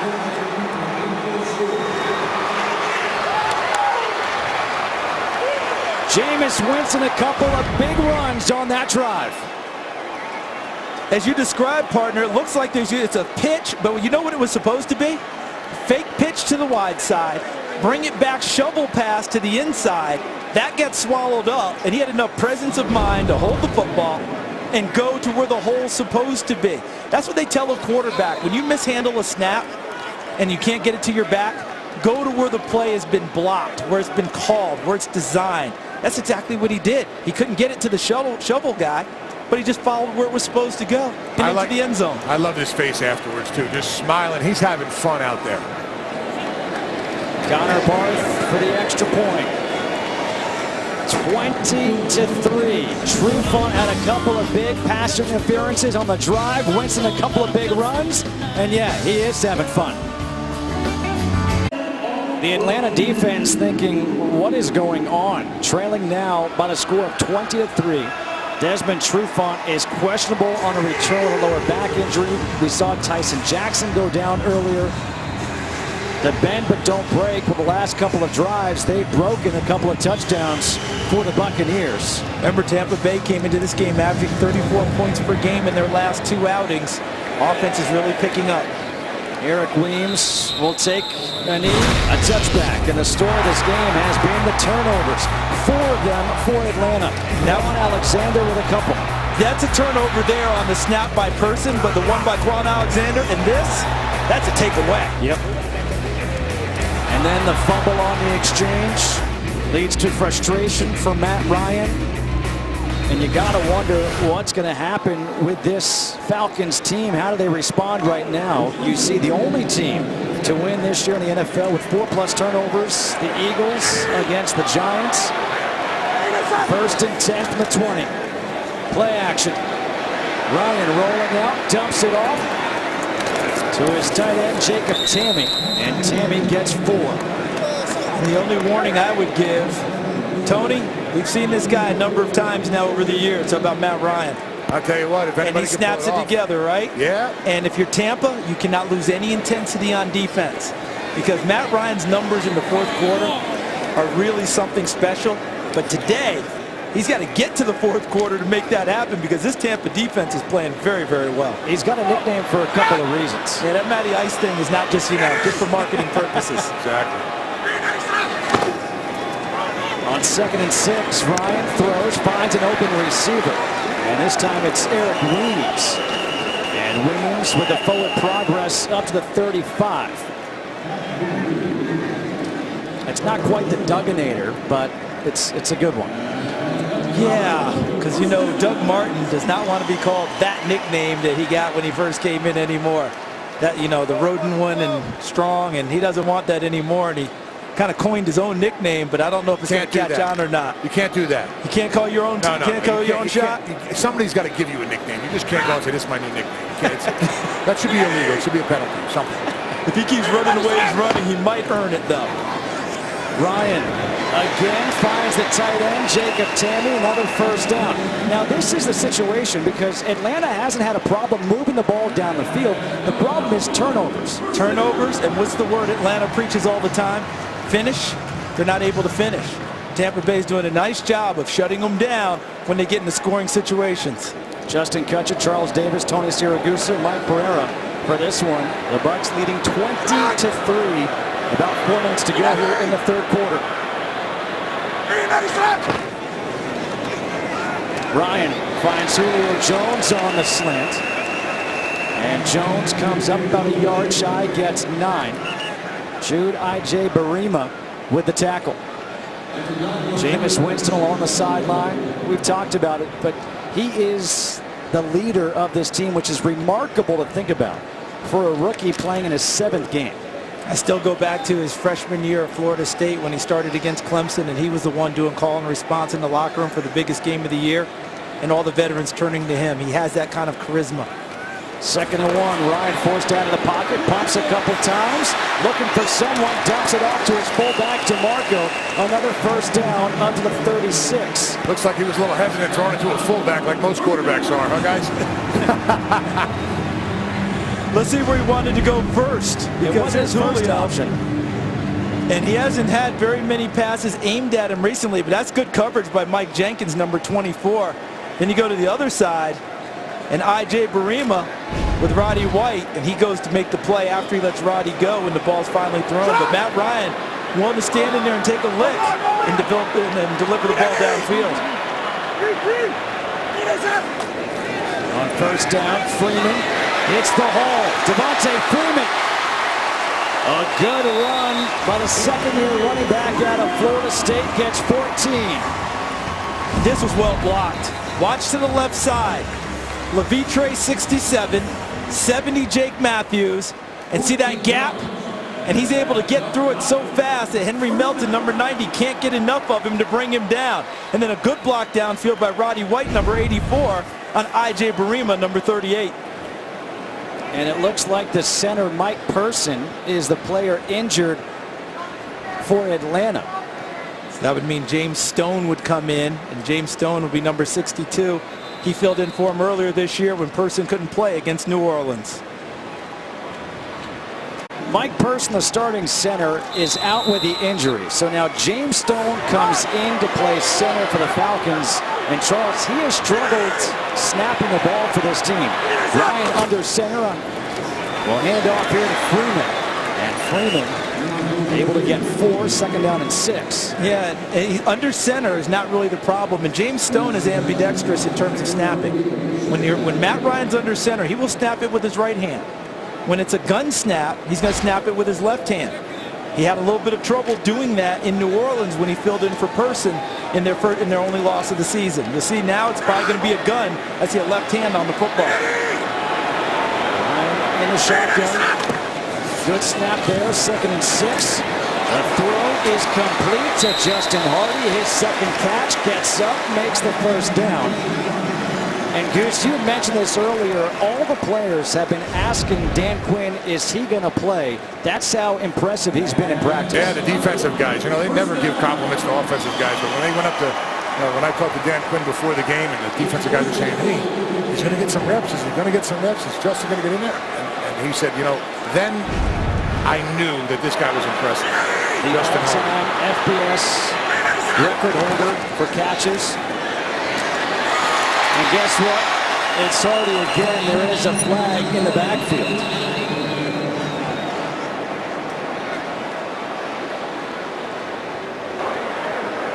Personal foul, chop block, offense, number 24. It's a 15-yard penalty for the previous spot. Replay first down.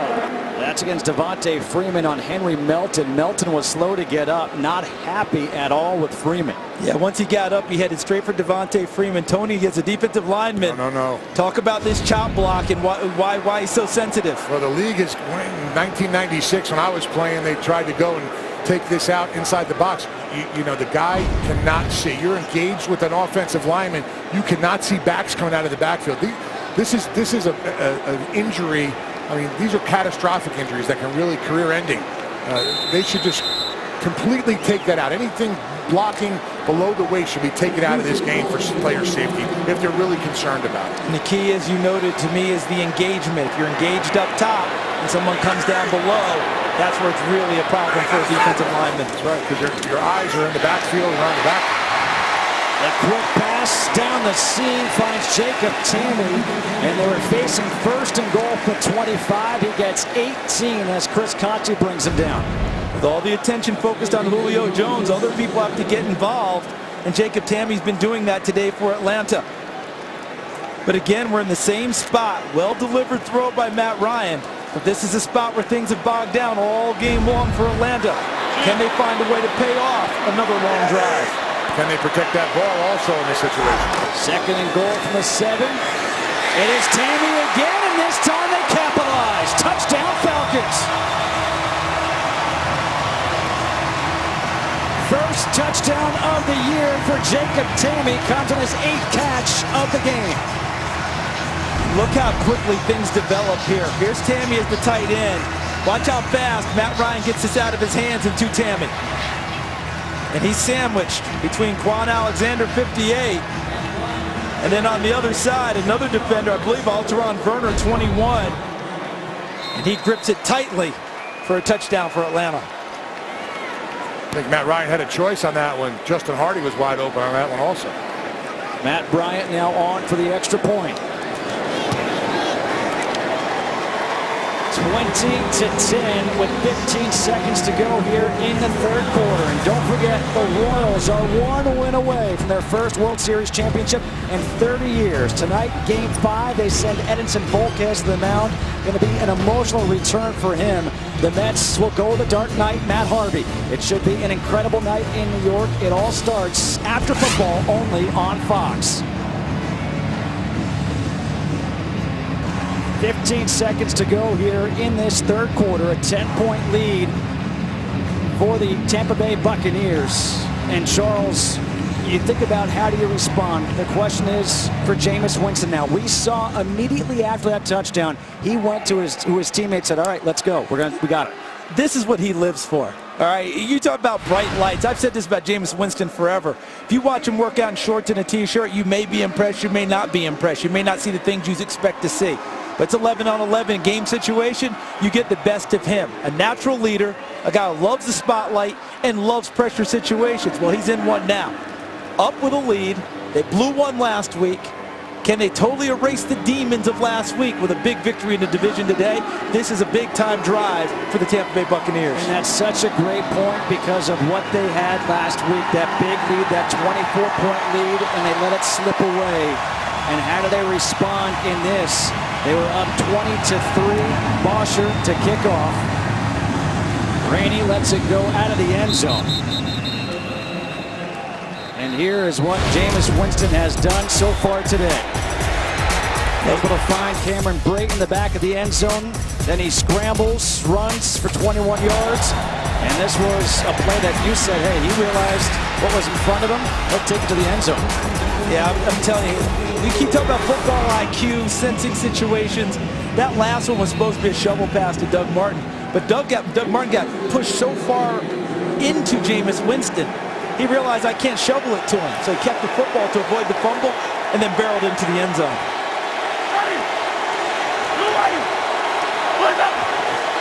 On first down, play action. Winston rolling out, throws, finds Mike Evans, who loses the ball as he hits the ground, but they say it is a completed pass. That is the end of the third quarter. The score here is 20-10. Fox NFL Sunday will continue after these messages in a word from your local Fox station. Bobby Smith won his third of 3 straight football state titles at Big Sandy High School. You ready for these numbers? They scored 824 points, allowed 15 all season long. And they recently had a reunion. Lovey was emotional. He was so happy talking about it. Special thanks to Big Sandy High School and the Tyler Morning Telegraph for getting us those pictures. But what a team they had. Big Sandy, Texas. Remember David Overstreet, one of the all-time greats out of Big Sandy. Went to Oklahoma and played in the NFL. The Miami Dolphins. He was a number 13 pick in the first round when he came out. And he chewed him up. Atlanta is challenging the ruling on the previous play of a completed catch. We'll review the play. So we're going to be checking out the process, right? Did he carry it all the way to the ground or not? Today's game is sponsored by Visa Checkout, the easier way to pay online. Sign up now. By Hyundai, an official sponsor of the NFL. And by Subway. Come in for National Sandwich Day, Tuesday, November 3rd. Here is the call by Ronald Torbert. The Tampa Bay receiver did not complete the process of the catch before going to the ground and losing the ball. The ruling on the field has changed to an incomplete pass. Let's bring in Mike Barrera from LA. Second and 10 Mike, that call on the is 20-yard line at the wants to know opposite these end of the days field. what constitutes a catch. So what did you see? Well, I'll tell you, it becomes easy when you're talking about a receiver going to the ground, which is what they're saying here, because he's hit before he became a runner. Therefore, he then has to hold the ball all the way through the process when he hits the ground, and the ball popped right out. So that's their first conclusion. Is he deemed to be going to the ground? Yes.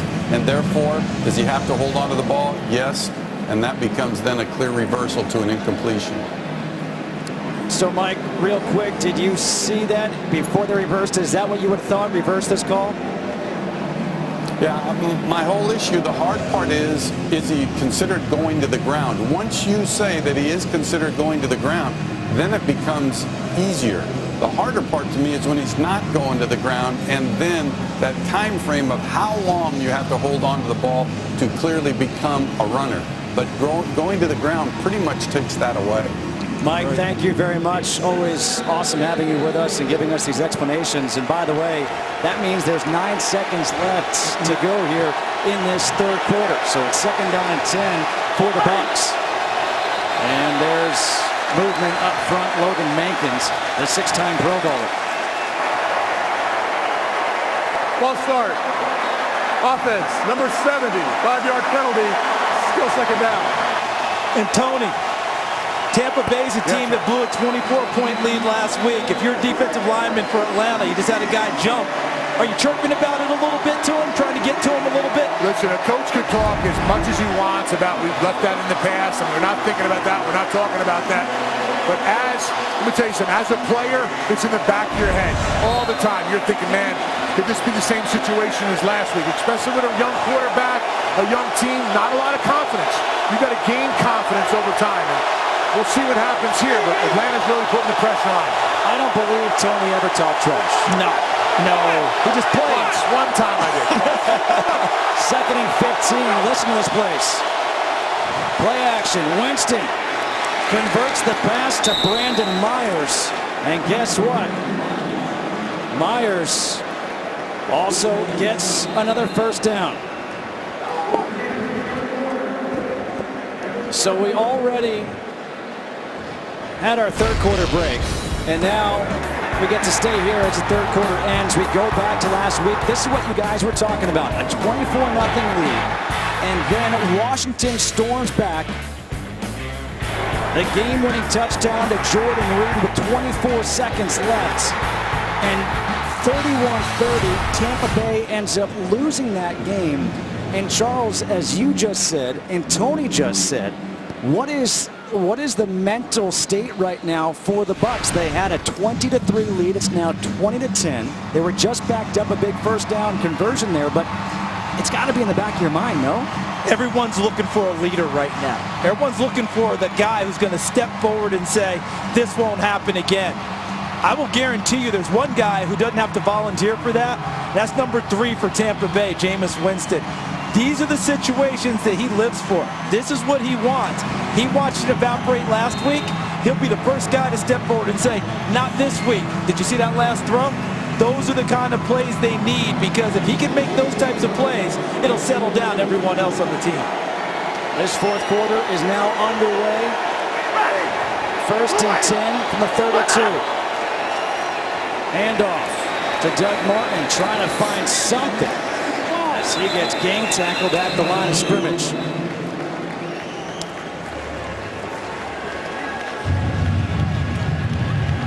Second down and 9 coming up. Total yards advantage big time for Atlanta. But the takeaways and those points off turnovers advantage big time for Tampa Bay.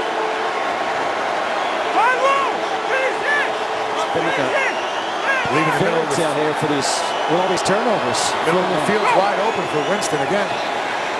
He steps up again. This time he passes the ball. Throws it to Adam Humphries. Not only is that an advantage when the defensive linemen are so wide and there's nobody in the middle for him to run, but it widens open and you can see right downfield. It's like not having anything in front of you, whether it's a hand from a defensive lineman or a body that you have to throw over. It's almost like having 9-on-7 with no lineman in there. You don't want to have that. You always want somebody in front of the quarterback so you can go and get in his eyes to disrupt his downfield throw. 3rd and 4. They're 2 of 6 on 3rd downs today. Winston out of the pocket, flag on the far side of the field. The pass is dropped by Mike Evans.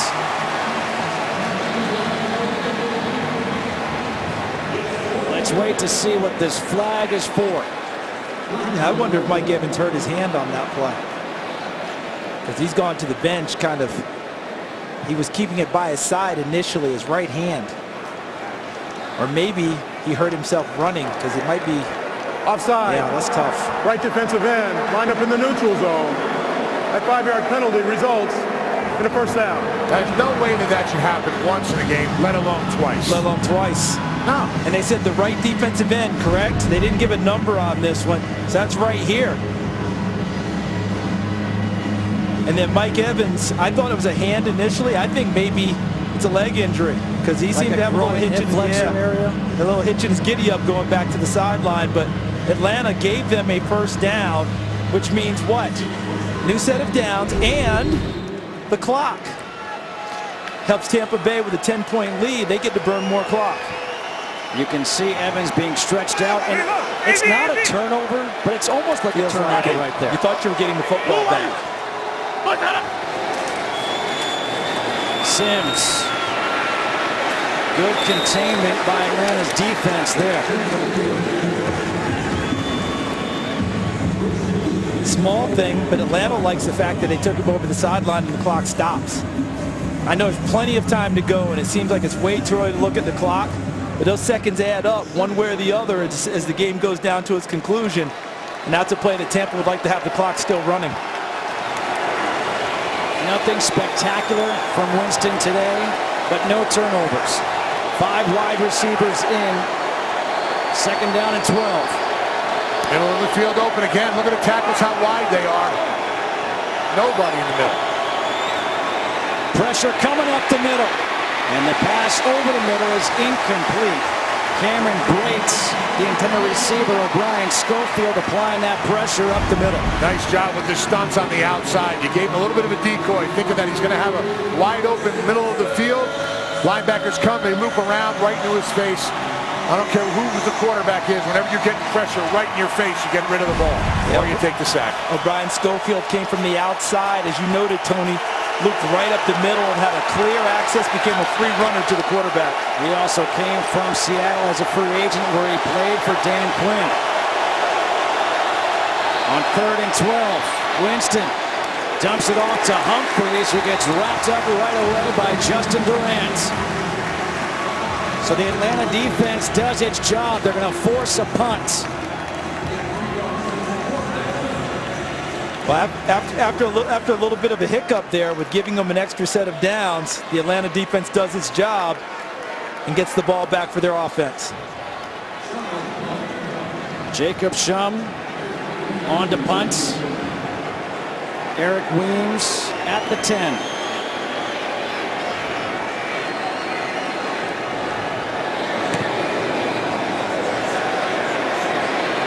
Weems from the 17 gets wrapped up around the 15-yard line. Russell Shepard on special teams. Matt Ryan, can he live up to his nickname of Matty Ice? His team trails by 10. 12:07 to go here in this fourth quarter. Matt Ryan has completed his last 12 passes. On first down, Ryan dumps it off to Freeman. And Freeman gets hit by Algeron Verner. A pickup of 4 for Movember. Donate moteam.co/Fox-Sports. I'm going with the Movember beard, guys. That's not part of Movember. It's the mustache. Do we get a stash? I'm doing the whole thing. No facial hair. All facial, no shaving whatsoever. All right. On my face. Second down and 6. Ryan stepping up again to Freeman. And Freeman up to the 25. Sets up 3rd down and 2. Guys, for this snap, as we head down the stretch, there's Lovie Smith, who has taken over defensive play calling this year. I think there's 2 goals he has right now. Number 1 is the normal goal, take the ball away. That's what every defensive coach preaches. But number 2, long drive. If you're going to drive it on us, long way. No explosive plays. Don't give up big chunks. Make them go 10, 12 plays if they're going to get it there. 3rd and 2. Ryan able to find Julio Jones, and he hang on. Julio Jones with a big-time catch on 3rd down, picks up 9. That wouldn't have been a slant route, would it? Yeah, pretty much that's all we got. You know what? Look closest to you. See how he works inside against Jonathan Banks, and it's really not horrible coverage. Banks gets beat inside a little bit, but he really makes it a contested throw. They've got to just work on not getting beat inside to begin with. Make them throw it out wider. His 4th game with 100+ yards, first since week 3, though. Roddy White gets into the action, and a flag comes in late in the first catch of the day for the all-time leader here in Atlanta, Roddy White. Bad spot, though, for Atlanta, though. It came from behind the play. Holding. Offense number 65. 10-yard penalty. Replay first down. That's the right guard, Chris Chester. So just kidding, Roddy, you don't get the catch. So Chris Chester right here, number 65, is the guy who's identified as, yeah, you see how he's got his arms outside, and now he's got the shoulder pads, and yeah, he's got a full set of cloth right there in both mitts. Back it up now, 1st and 20, empty backfield. Little screen pass to Freeman. And Freeman nearly broke one big time, ran into his own player, Andy Levitre. Time for a game break. Let's go out to L.A. And time for another Drew Brees touchdown pass. This one 20 yards to Benjamin Watson, his 6th touchdown pass of the day. And they're just starting the 4th quarter. Remember, the NFL record is 7. Oh, Eli Manning has 4 as well. It's 42-28. Justin, Charles, and Tony. Hey, if you're in the NFC South, you better take a good look at New Orleans right now. They're putting it together. 2nd down and 9. Ryan over the middle. Incomplete. Devontae Freeman, the intended receiver. 3rd and 9 coming up. Levante David was there. Yeah, that was good coverage by Levante David. Watch at the end of the play what they call the moment of truth. When the ball gets there, it's in the hands of Devontae Freeman. A nice throw. But look how Levante David makes a play on the football and doesn't allow him to double clutch it and bring it to his body. Yeah, those safeties in that cover 2, and even when they go cover 1, are creeping up because Atlanta really hasn't stretched the field. They haven't threatened the deep ball yet. 3rd and 9. Ryan pressure, dumps it all to Ron Ward. Ward spins, gets hit, and he's going to come up just shy of that 1st down marker. And I don't think Tampa's going to like the spot. I think they believe he got more out of it than what they tackled. I think it's a good spot for Atlanta. Watch Ward at the end. Watch David. Gets hit, knocks it backwards.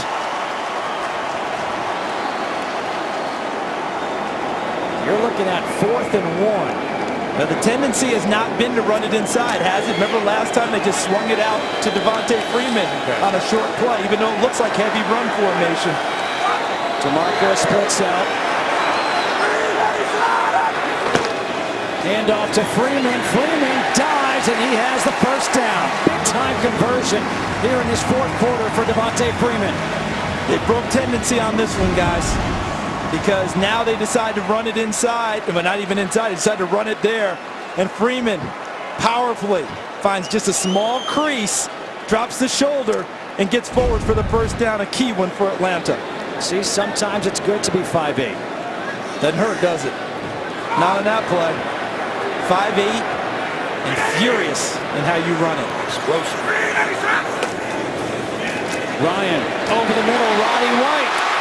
And Roddy White's across the 40, down to the 37. There's his 1st catch of the day. A 19-yard pickup.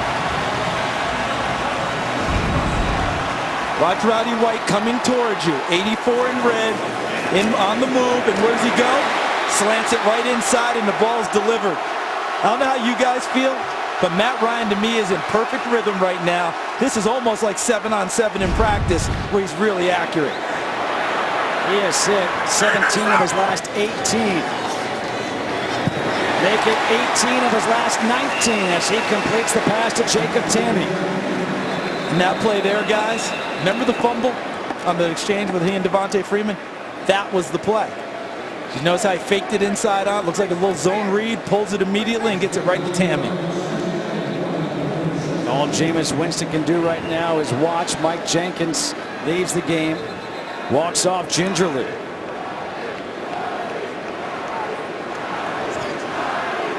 Second down and 1. And with all the injuries Tampa's had, they've had to bring in Josh Shirley, number 91, who they just signed, as another pass rusher.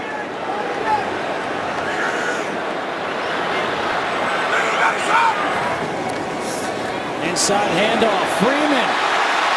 Devontae Freeman still on his feet as he gets tackled at the 12 by Chris Conti. A 16-yard run for Freeman. Big block by Andy Levitre, number 67. Fake pass, delayed draw. Watch Levitre, 67 in front of you. Look how he clears space there. Person, 68, getting downfield. And then Freeman makes it work from there as he breaks a tackle. Same play. Freeman again up the middle. To the 8, gets 4. Henry Melton with the tackle. And Julio Jones just trotted onto the field. I would not be surprised at all to see them look in his direction to try and get the shot for the bell ringer.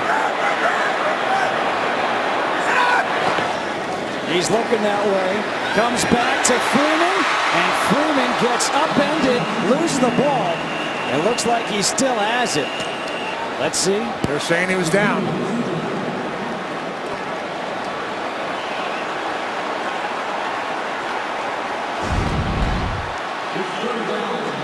They are really in some kind of rhythm, aren't they? Offensively, Atlanta. If this were basketball, you'd be thinking timeout to try and break their rhythm. 3rd and 1. Freeman flag in the backfield, and Freeman's going to lose a bunch of yards. Josh Shirley finally brings him down, but Freeman went down awkwardly. Holding. Offense number 68, 10-yard penalty, replay 3rd down. That's against the center, Mike Person. Did you see how fast? Wasn't it Akeem Spence, 97, who was in the backfield, essentially on the handoff?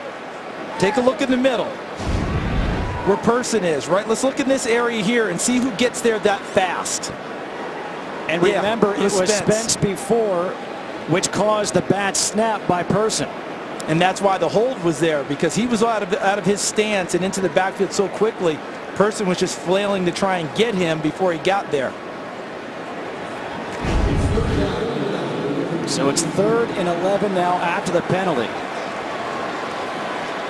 10 penalties for 113 yards on the day for the Falcons. Now, if you're looking at game management here, for Atlanta, they just need points. Yes. Whether it's 3 points or 7 points to give themselves a real shot. Yeah, so if they don't get anything here, they don't have to force anything. They can kick the field goal of Matt Bryant. Tampa Bay has elected to decline the holding foul. The result of the play is 4th down. So they want to force a decision on them right now. Do you want to go for it or kick it? Personally, I kick it. Get those points. Get the points and come back and tell your defense we have to have the ball again anyway. It really doesn't matter. This is what Dan Quinn will do. Sends out Matt Bryant. Bryant hit from 21 earlier.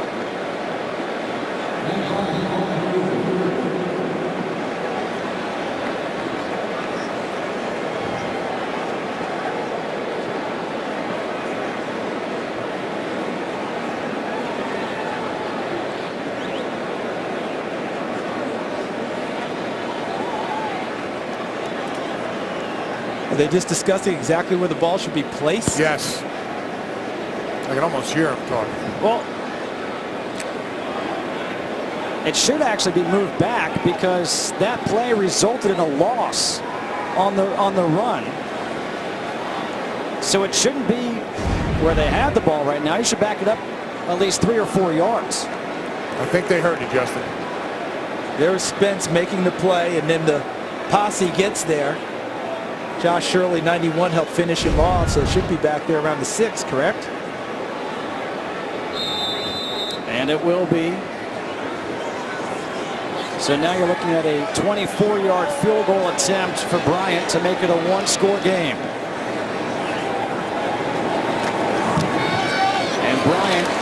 throws it right through the uprights.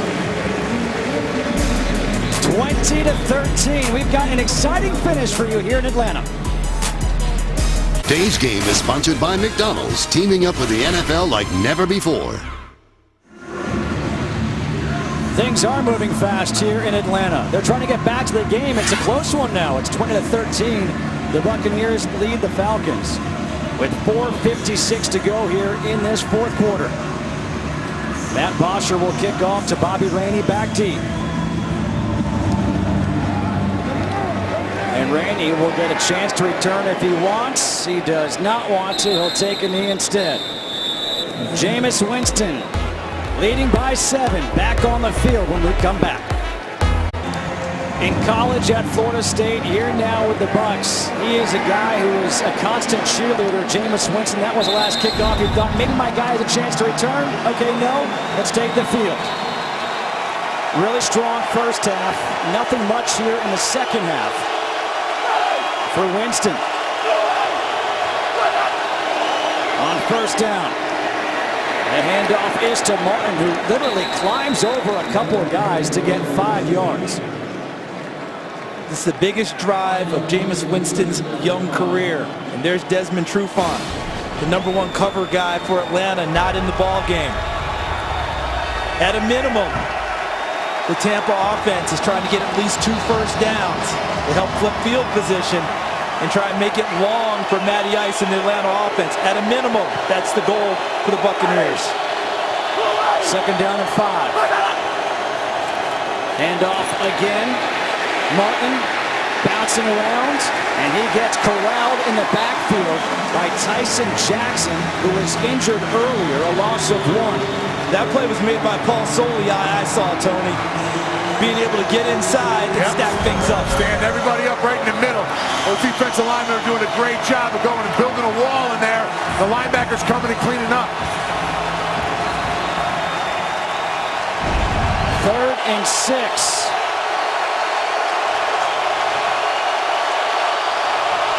Can this Atlanta defense get the ball back for their offense? Humphries in motion.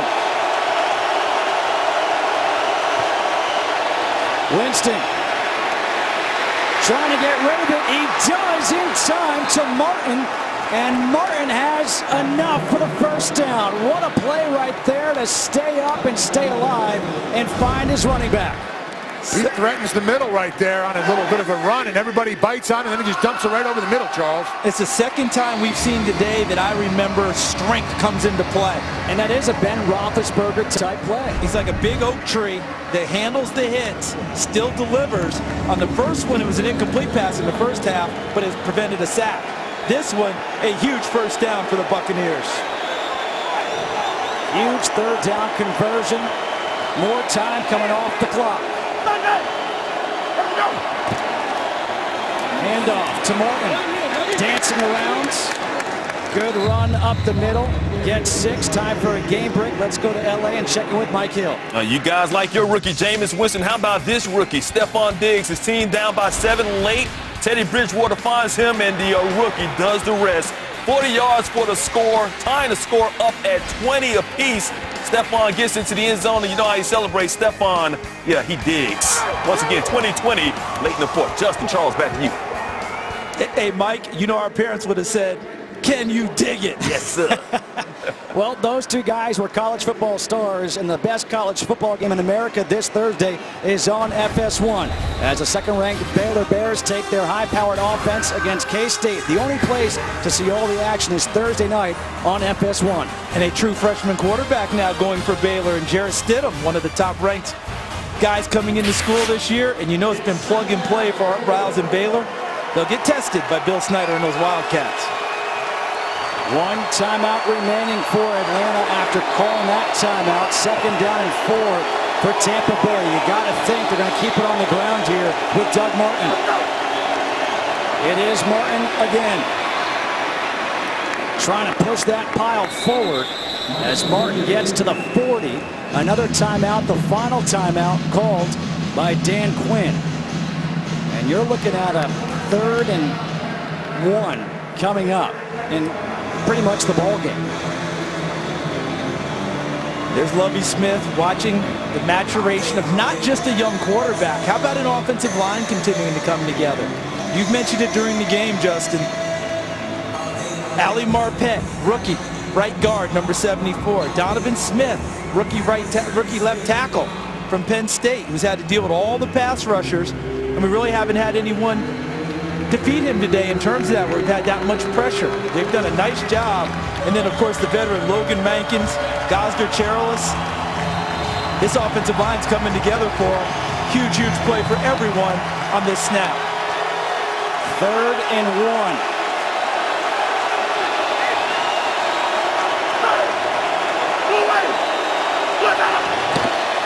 Hand off to Martin, trying to dive, go over the top. He's short. They stuffed him.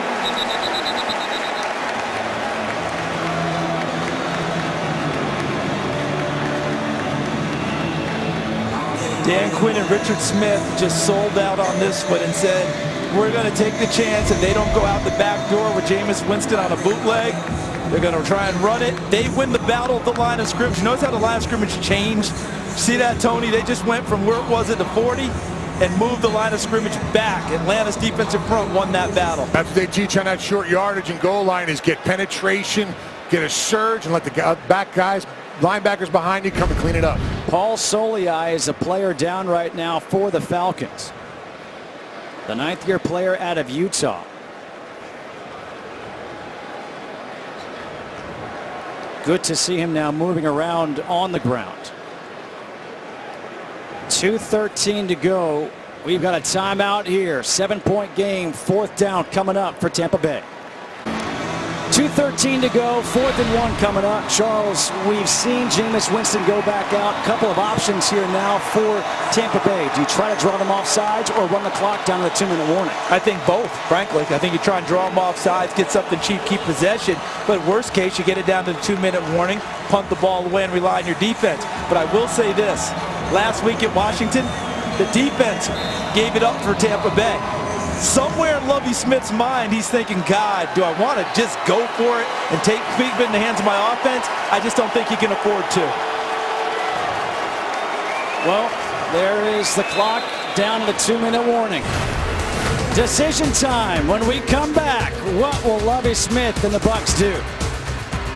4th and 1. Hang on, hang on. There was a timeout taken first by Tampa Bay.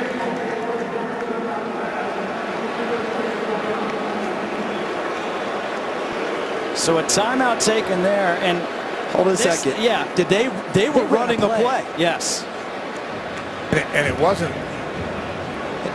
And he was throwing the ball. Yeah, it wasn't a downhill run either. That was something, guys. You surprised me on that one. You got me on that one. Look at the game summary. Tampa Bay 20 points off of 4 takeaways. Matt Ryan has been amazing in the second half in terms of rhythm.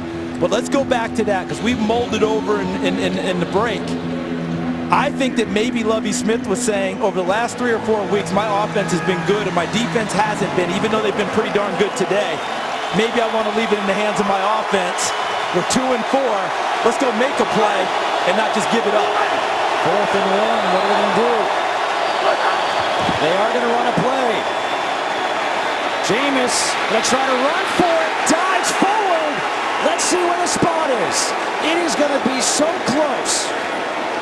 They were running it inside from the first down marker from where I'm looking, but it's going to be close about where they put the ball, and will have enough to get there. He gave it every effort to get there. I don't think it's enough, guys. I don't think so either. Looking at it right now on the screen, they're going to come out and obviously measure. But I think what you're going to look at right now is 1:52 to go. No timeouts remaining for Atlanta, and they have to go 41 yards. And listen, guys, I know that everybody's going to go crazy back in Tampa about why go for it here, blah, blah. Remember this, Atlanta still has to score a touchdown. It's not just field goal range they're giving up. Okay, they still have to score a touchdown and kick the extra point to try and get overtime. And this is a Tampa team that lost last week with their defense on the field, and they drove it, 80, 90 yards. to get the go-ahead touchdown. I think Lovie Smith said, I want to show confidence in my team and try and get something done. He'll get roasted, but I kind of like where he was going with that one. He wants to try something different. Let's not just do it the same way we've done it before. I do too, and give credit to Ricardo Allen because it looked like he knocked that ball loose from Jameis Winston. Therefore, Winston couldn't stretch out and try to get that first down. So here is Atlanta. No timeouts, 1:52 to go. Matt Ryan steps up over the middle, finds Julio Jones. And that is the 10th catch of the day for Jones, gets 5. Remember, no timeouts for Atlanta. And they need a touchdown. Ryan over the middle to his tight end, Jacob Tamme, who's at a monster game. 19-yard completion. The question earlier today from Goose was, who would be that guy to step up, that third option? You knew you had Freeman, you knew you had Jones. Well, it's Jacob Tamme, who's 10 catches, 103 yards. Ryan, low throw, unable to be caught by Devontae Freeman. That stops the clock at 1:04. And that's actually okay for Atlanta, and for this reason. Gives them a chance to take a deep breath and settle a little bit. Mike Person had to play the last play hurt because they couldn't get James Stone out there in time. That allowed them to make the substitution now, take a deep breath, get in the huddle, get the right call in. This Tampa Bay team has had a lot of close calls. They lost by 14 against Carolina, 5 turnovers. 24-0 lead on the road at Washington last week. They lose. Here they led 23, and now it's 20-13. Ryan on second down. Escapes the pressure, throws, and completes the pass to Freeman. First and goal from the 3.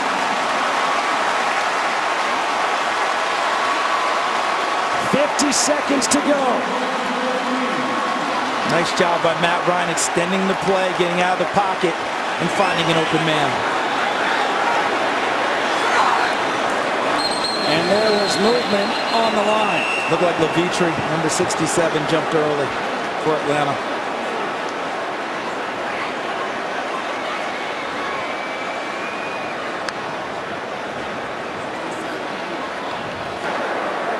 False start. Offense, number 67, 5-yard penalty, replay first down. This false start happened within the last minute with the clock running. Therefore, we'll run 10 seconds. Please set the game clock to 26 seconds. The clock will start on my ready for play signal. A costly penalty right there. And now you're looking at first and goal from the 8. Look how the safety's over here keeping an eye on Julio Jones. Ryan, pump fake to the end zone. Jones, touchdown!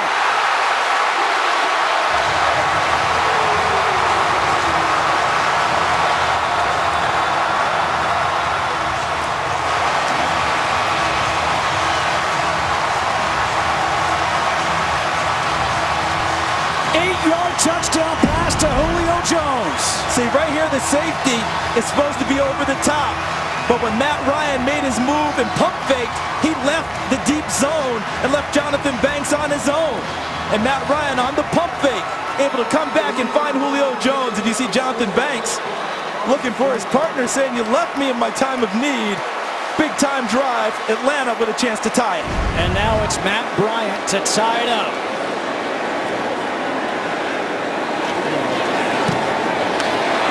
We're tied. Matt Ryan lives up to his nickname.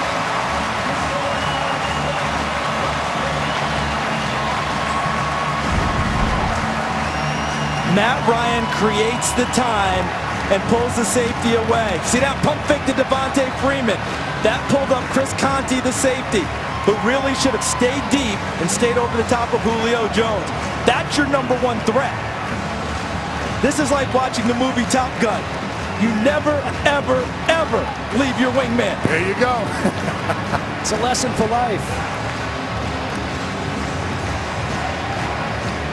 Now, one thing this Tampa team has to remember, it's a tie game. This game isn't over yet. Now, right now, they're flat as could be on that sideline, and Atlanta has all the momentum, but they got to rally the troops and get back in this thing. And I've said it before, I'm going to stay with it, and this last time I'm going to say it. I know Lovie Smith's going to catch a whole lot of heat for going for it where he did. But you have to remember, this is a team that didn't work that way before. Right. It's a team that had a devastating loss, and he's trying to find a way to show confidence in his team, and his offense has carried him over the last couple of weeks. We can second guess everything all the time. He's trying to do something different to shake up his team. Positive, absolutely. Not a graphic that Lovie Smith and the Tampa Bay Buccaneers want to see. But that 24-point lead last week, 17-point lead today, tied up with 17 seconds to go here in Atlanta. Bosher to kick off. Tampa Bay will have the ball at the 20. Let's go to LA for a game break. Here's Mike Hill. Man, with all the offense going on in New Orleans, can you believe the defense gave the Giants the lead? Willie Snead with the fumble. Tremaine McBride gets it, goes 63 yards on the return on the score. A wild one in New Orleans. Giants on top by 7 midway through the fourth. Mike Hill, it was 42-21. Can you warn a brother next time that kind of rally's going on?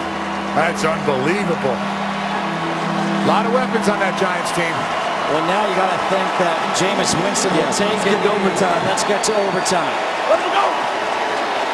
That is what we're going to do.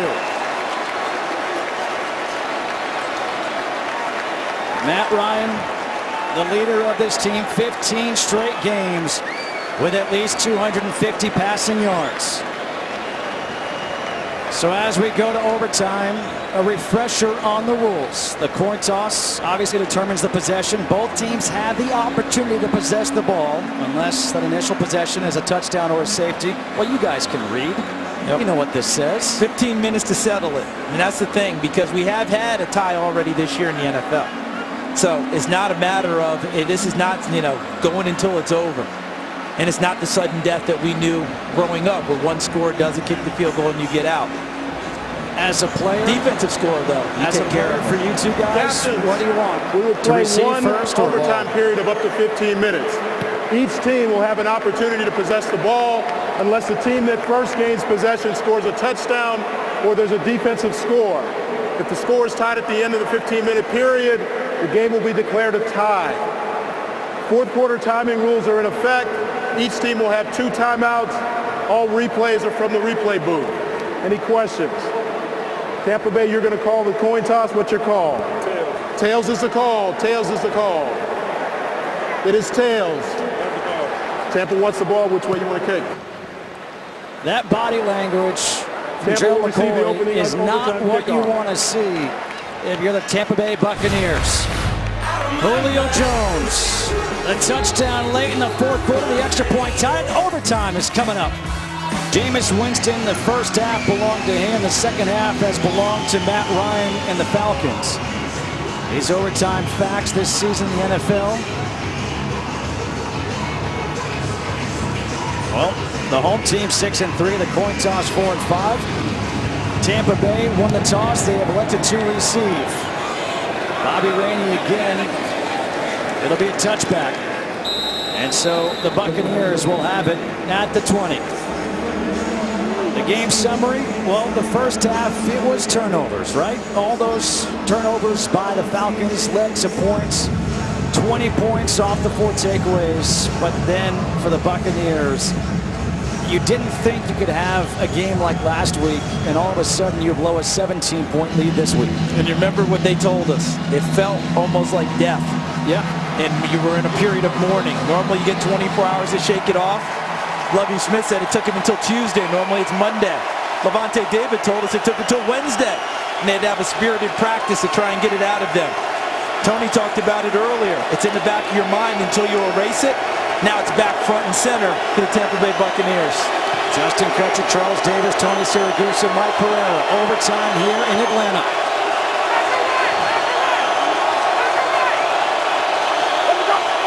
On first down, Winston tries to swing it out, incomplete to Luke Stalker. The first time today that he has looked to that tight end, Stalker, the 5th-year player of Tennessee.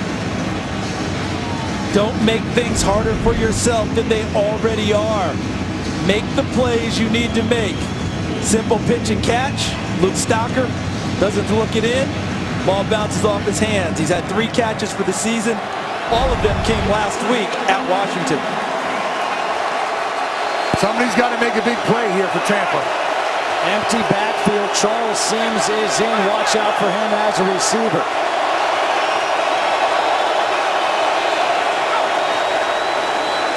Winston over the middle, almost intercepted, in and out of the hands of Robinson Therese, and flags in the backfield. Looks like the offensive lineman jumped before the ball was snapped, guys. Well, watch Babineau drop out, Tony, so he can cover the middle now. Remember? There are fouls by both teams on the play. Off holding, offense number 78.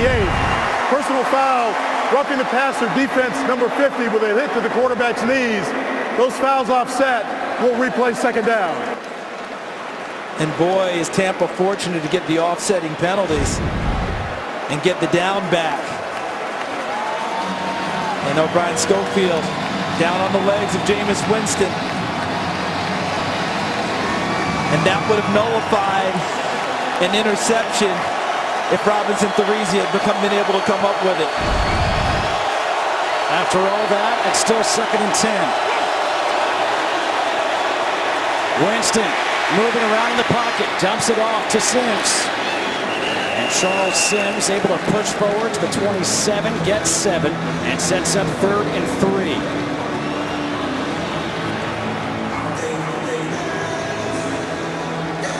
Dirk Cutter calling these plays.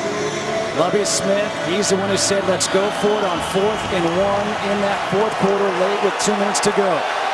Matt Ryan wants a chance to get the ball back.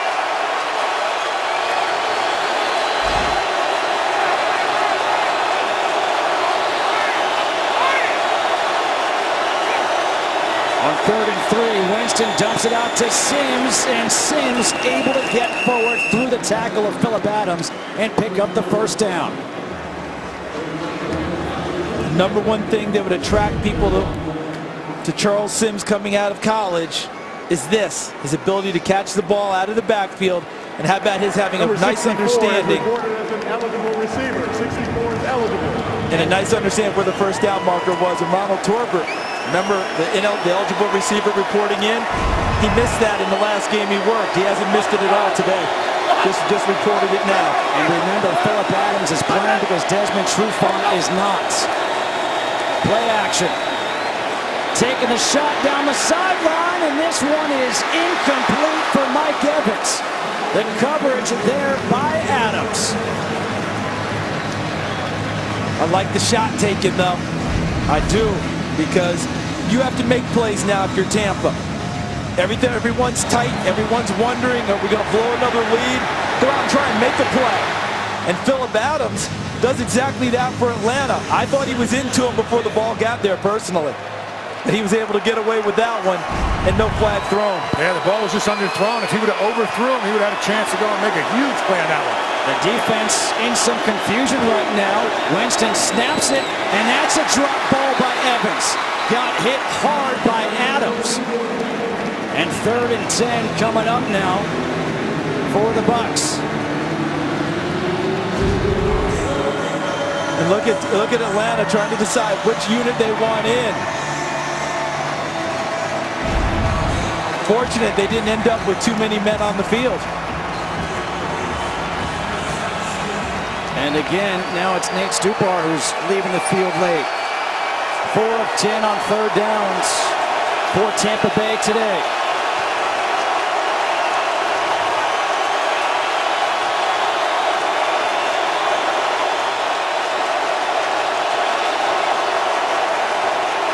Pressure coming.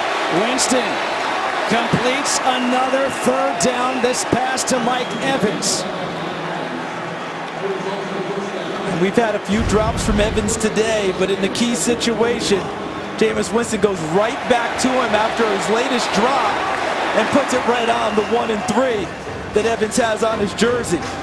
Well thrown football in a pressure situation.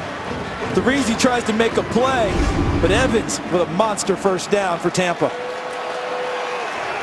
3 catches, 48 yards. Again, matched up against Adams as opposed to Trufant because Trufant left the game with a lower back injury. On first down, the handoff to Sims up the middle. Hit first by Paul Warlow. Gets 4 yards, second down and 6.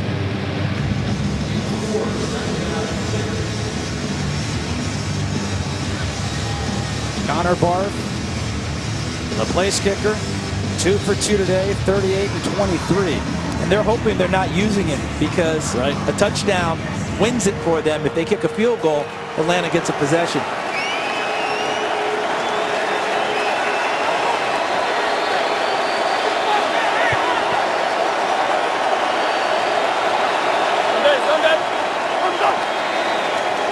Second and 6. Martin gets his first carry of overtime.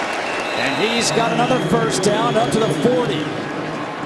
Boy, was this well blocked up front.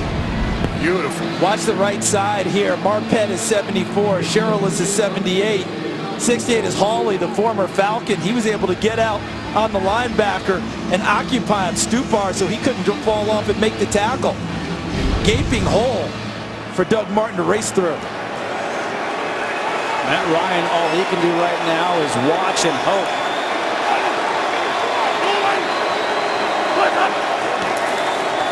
It's Martin again. Looking to make a couple of guys miss. That is a heck of a run by Doug Martin to pick up 5 yards.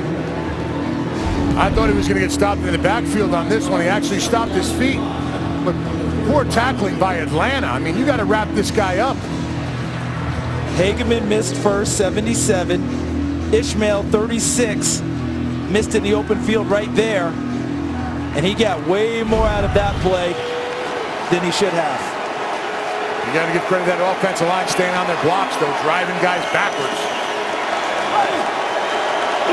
Second and 6. Martin again. Nowhere to go this time. Ishmael doesn't miss the tackle.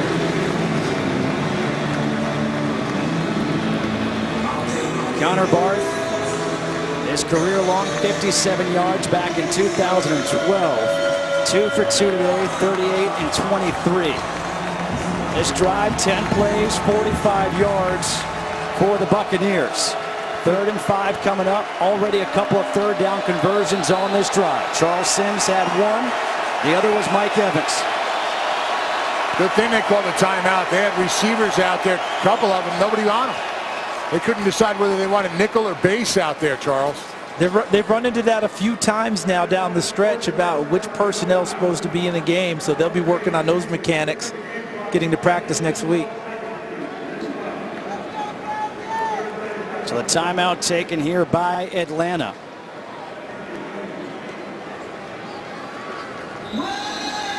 As far as field goals are concerned, it is indoors. Connor Barth during pregame warm-ups from 55 yards out. We're in the extreme slow-mo for added effect. It's pretty, it's drama. I love it. But you know something so far this season, guys? Connor Barth has 0 attempts at 50 or more yards. 47 is his long for this season. In his career, he's 13 for 20 from 50 or more. But again, Tampa Bay wants nothing to do with him having to kick a field goal. A touchdown can win it. Key third down throw coming up. 3rd and 5. Winston over the middle to Humphreys, and Humphreys with a first down. That's the third down conversion on this drive for the Buccaneers.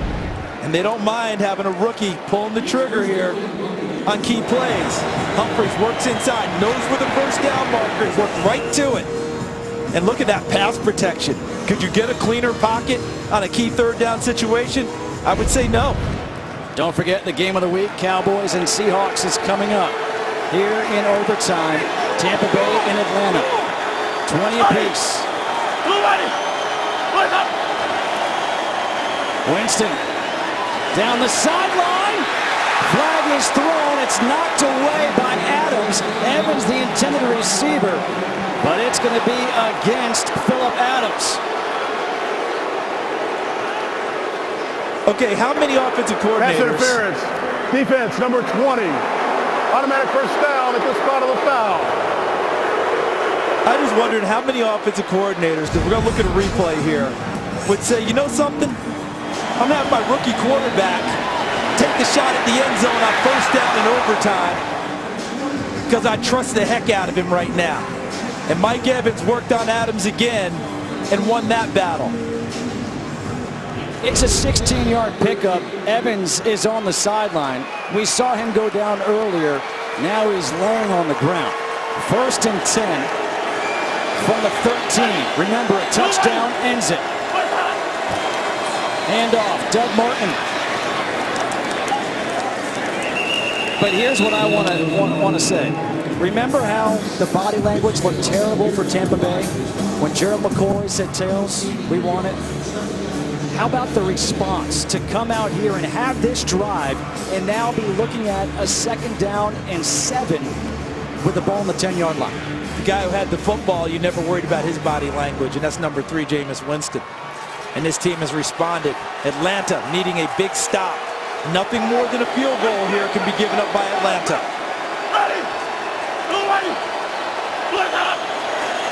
The toss to Martin. Look at Jameis throw a block.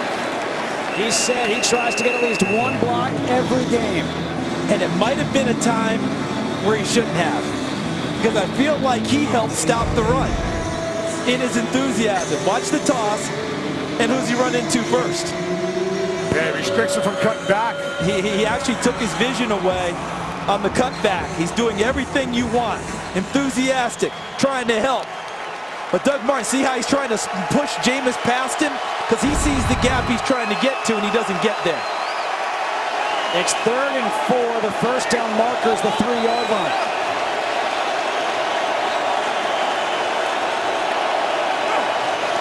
Evans is back in. Winston throws low, incomplete. That skips to Adam Humphries.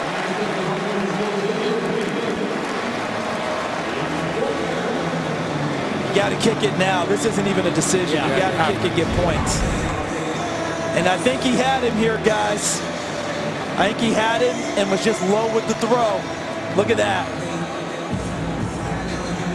Yeah, that's one he will definitely take on himself. He had a receiver open that could have finished the game off, and that one he missed. Connor Barth, 2 for 2. Now looking at a 26-yard field goal to give his team the lead here in overtime.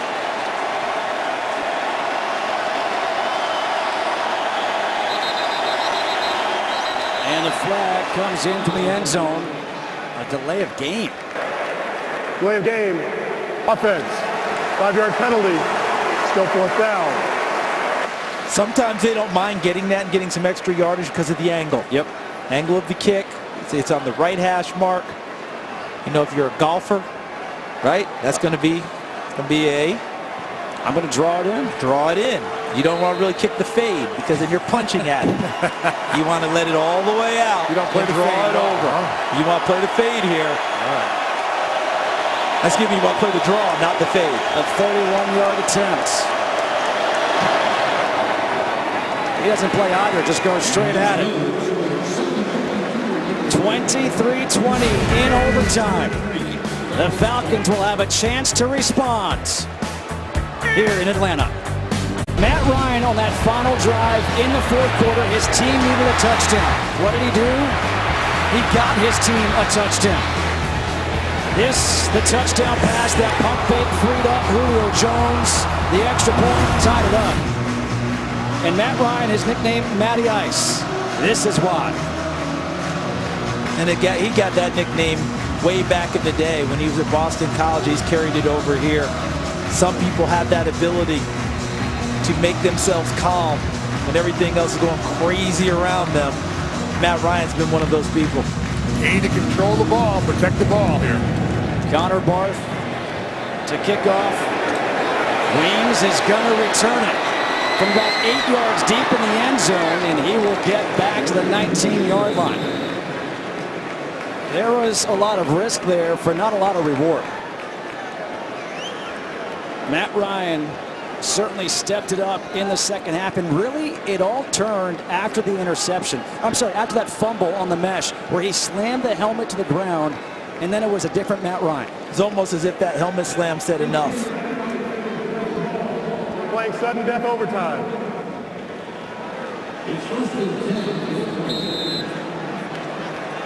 Now for Tampa. They've had takeaways all day. Can they get one more and finish this game?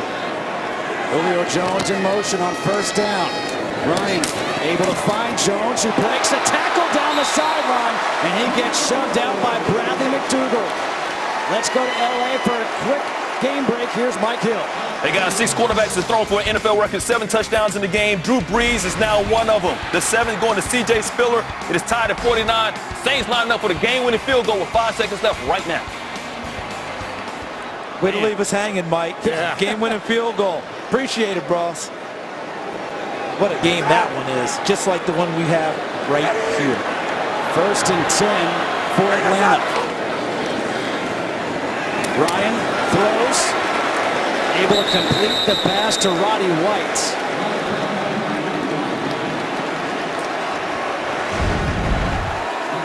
Roddy White adjusting to the fact that he's not the primary target now for the Atlanta Falcons. Ran that route with some physicality, didn't he? Had to be strong on it because Mike Jenkins' coverage was good. And then trying to get the ball out, Roddy White wouldn't permit that to happen. He picks up 5, 2nd down and 5. Pressure. Ryan fumbles the ball. Picked up now by Freeman. Wow, was that a dangerous play by Matt Ryan. Heads up by Freeman right there.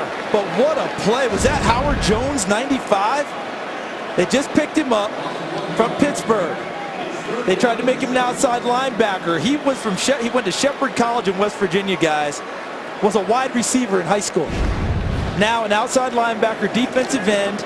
He looks like those ones that Lovie Smith would love. Looks like a whippet on the end of the line. And look at the speed he used to get to Matt Ryan and almost create the game-winning turnover. 3rd and 7 coming up. Ruling on the previous play of a fumble recovered by Atlanta in advance will be reviewed. There you have it. I mean, last week, Jones picked up a fumble and returned it for a touchdown against Washington. But look at the play he makes. See how he's reaching? And now he's got Ryan. He's pulled him down, but he's still trying to get to the arm. And the ball comes free. And Devontae Freeman alertly gets there and picks it up for Atlanta. See, he grabs Ryan, holds him, and that ball comes free. I don't think there's any way you can call that an attempted forward pass. That's a fumble to me. Only thing by rule, his arm is going forward when the ball comes out. I tell you what, Goose, that is parsing it big time right there. That looks like a fumble all the way from his eyes. Let's bring in Mike Pereira. Mike, what do you see on that? Was it a fumble, or was the arm going forward like Goose was saying? I certainly have it as a fumble because remember there's no more tuck rule, and the question is, was the arm coming down when the ball comes loose toward the ground?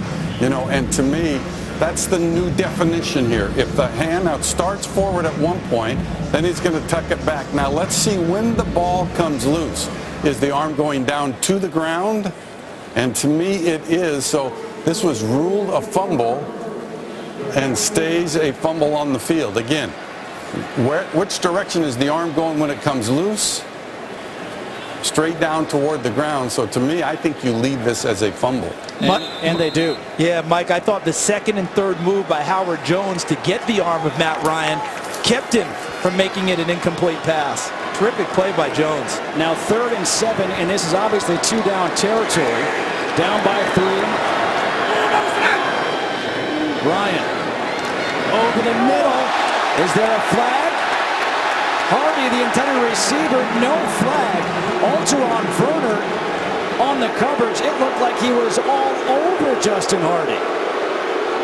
Take a look as he runs the route. Hardy's right here in the slot, 16. Werner, 21 in white. I'm not so sure that Hardy didn't just kind of go to the ground there. Like he tripped up a little bit on the turf, right? You see Werner on the play. Without seeing an obvious push in the back, it's hard to pull the flag there. Well, here is the game. 4th and 7. They have to get to the 49-yard line.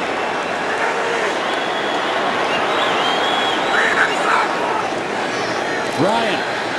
Pressure. Ryan gets rid of it. Incomplete. Tampa Bay wins it.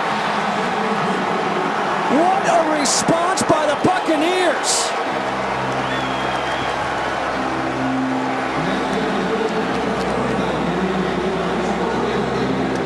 An emotional victory for Tampa Bay. The pressure that they get with just a 4-man rush and just right on the leg, and that's Gerald McCoy, their Pro Bowl defensive tackle. Look at him, still fighting. He's pushed to the ground and gets to the legs of Matt Ryan. Now he has nothing to be able to throw the football with. He can't really step into a throw, but desperation has to try and make a play and forces the incompletion.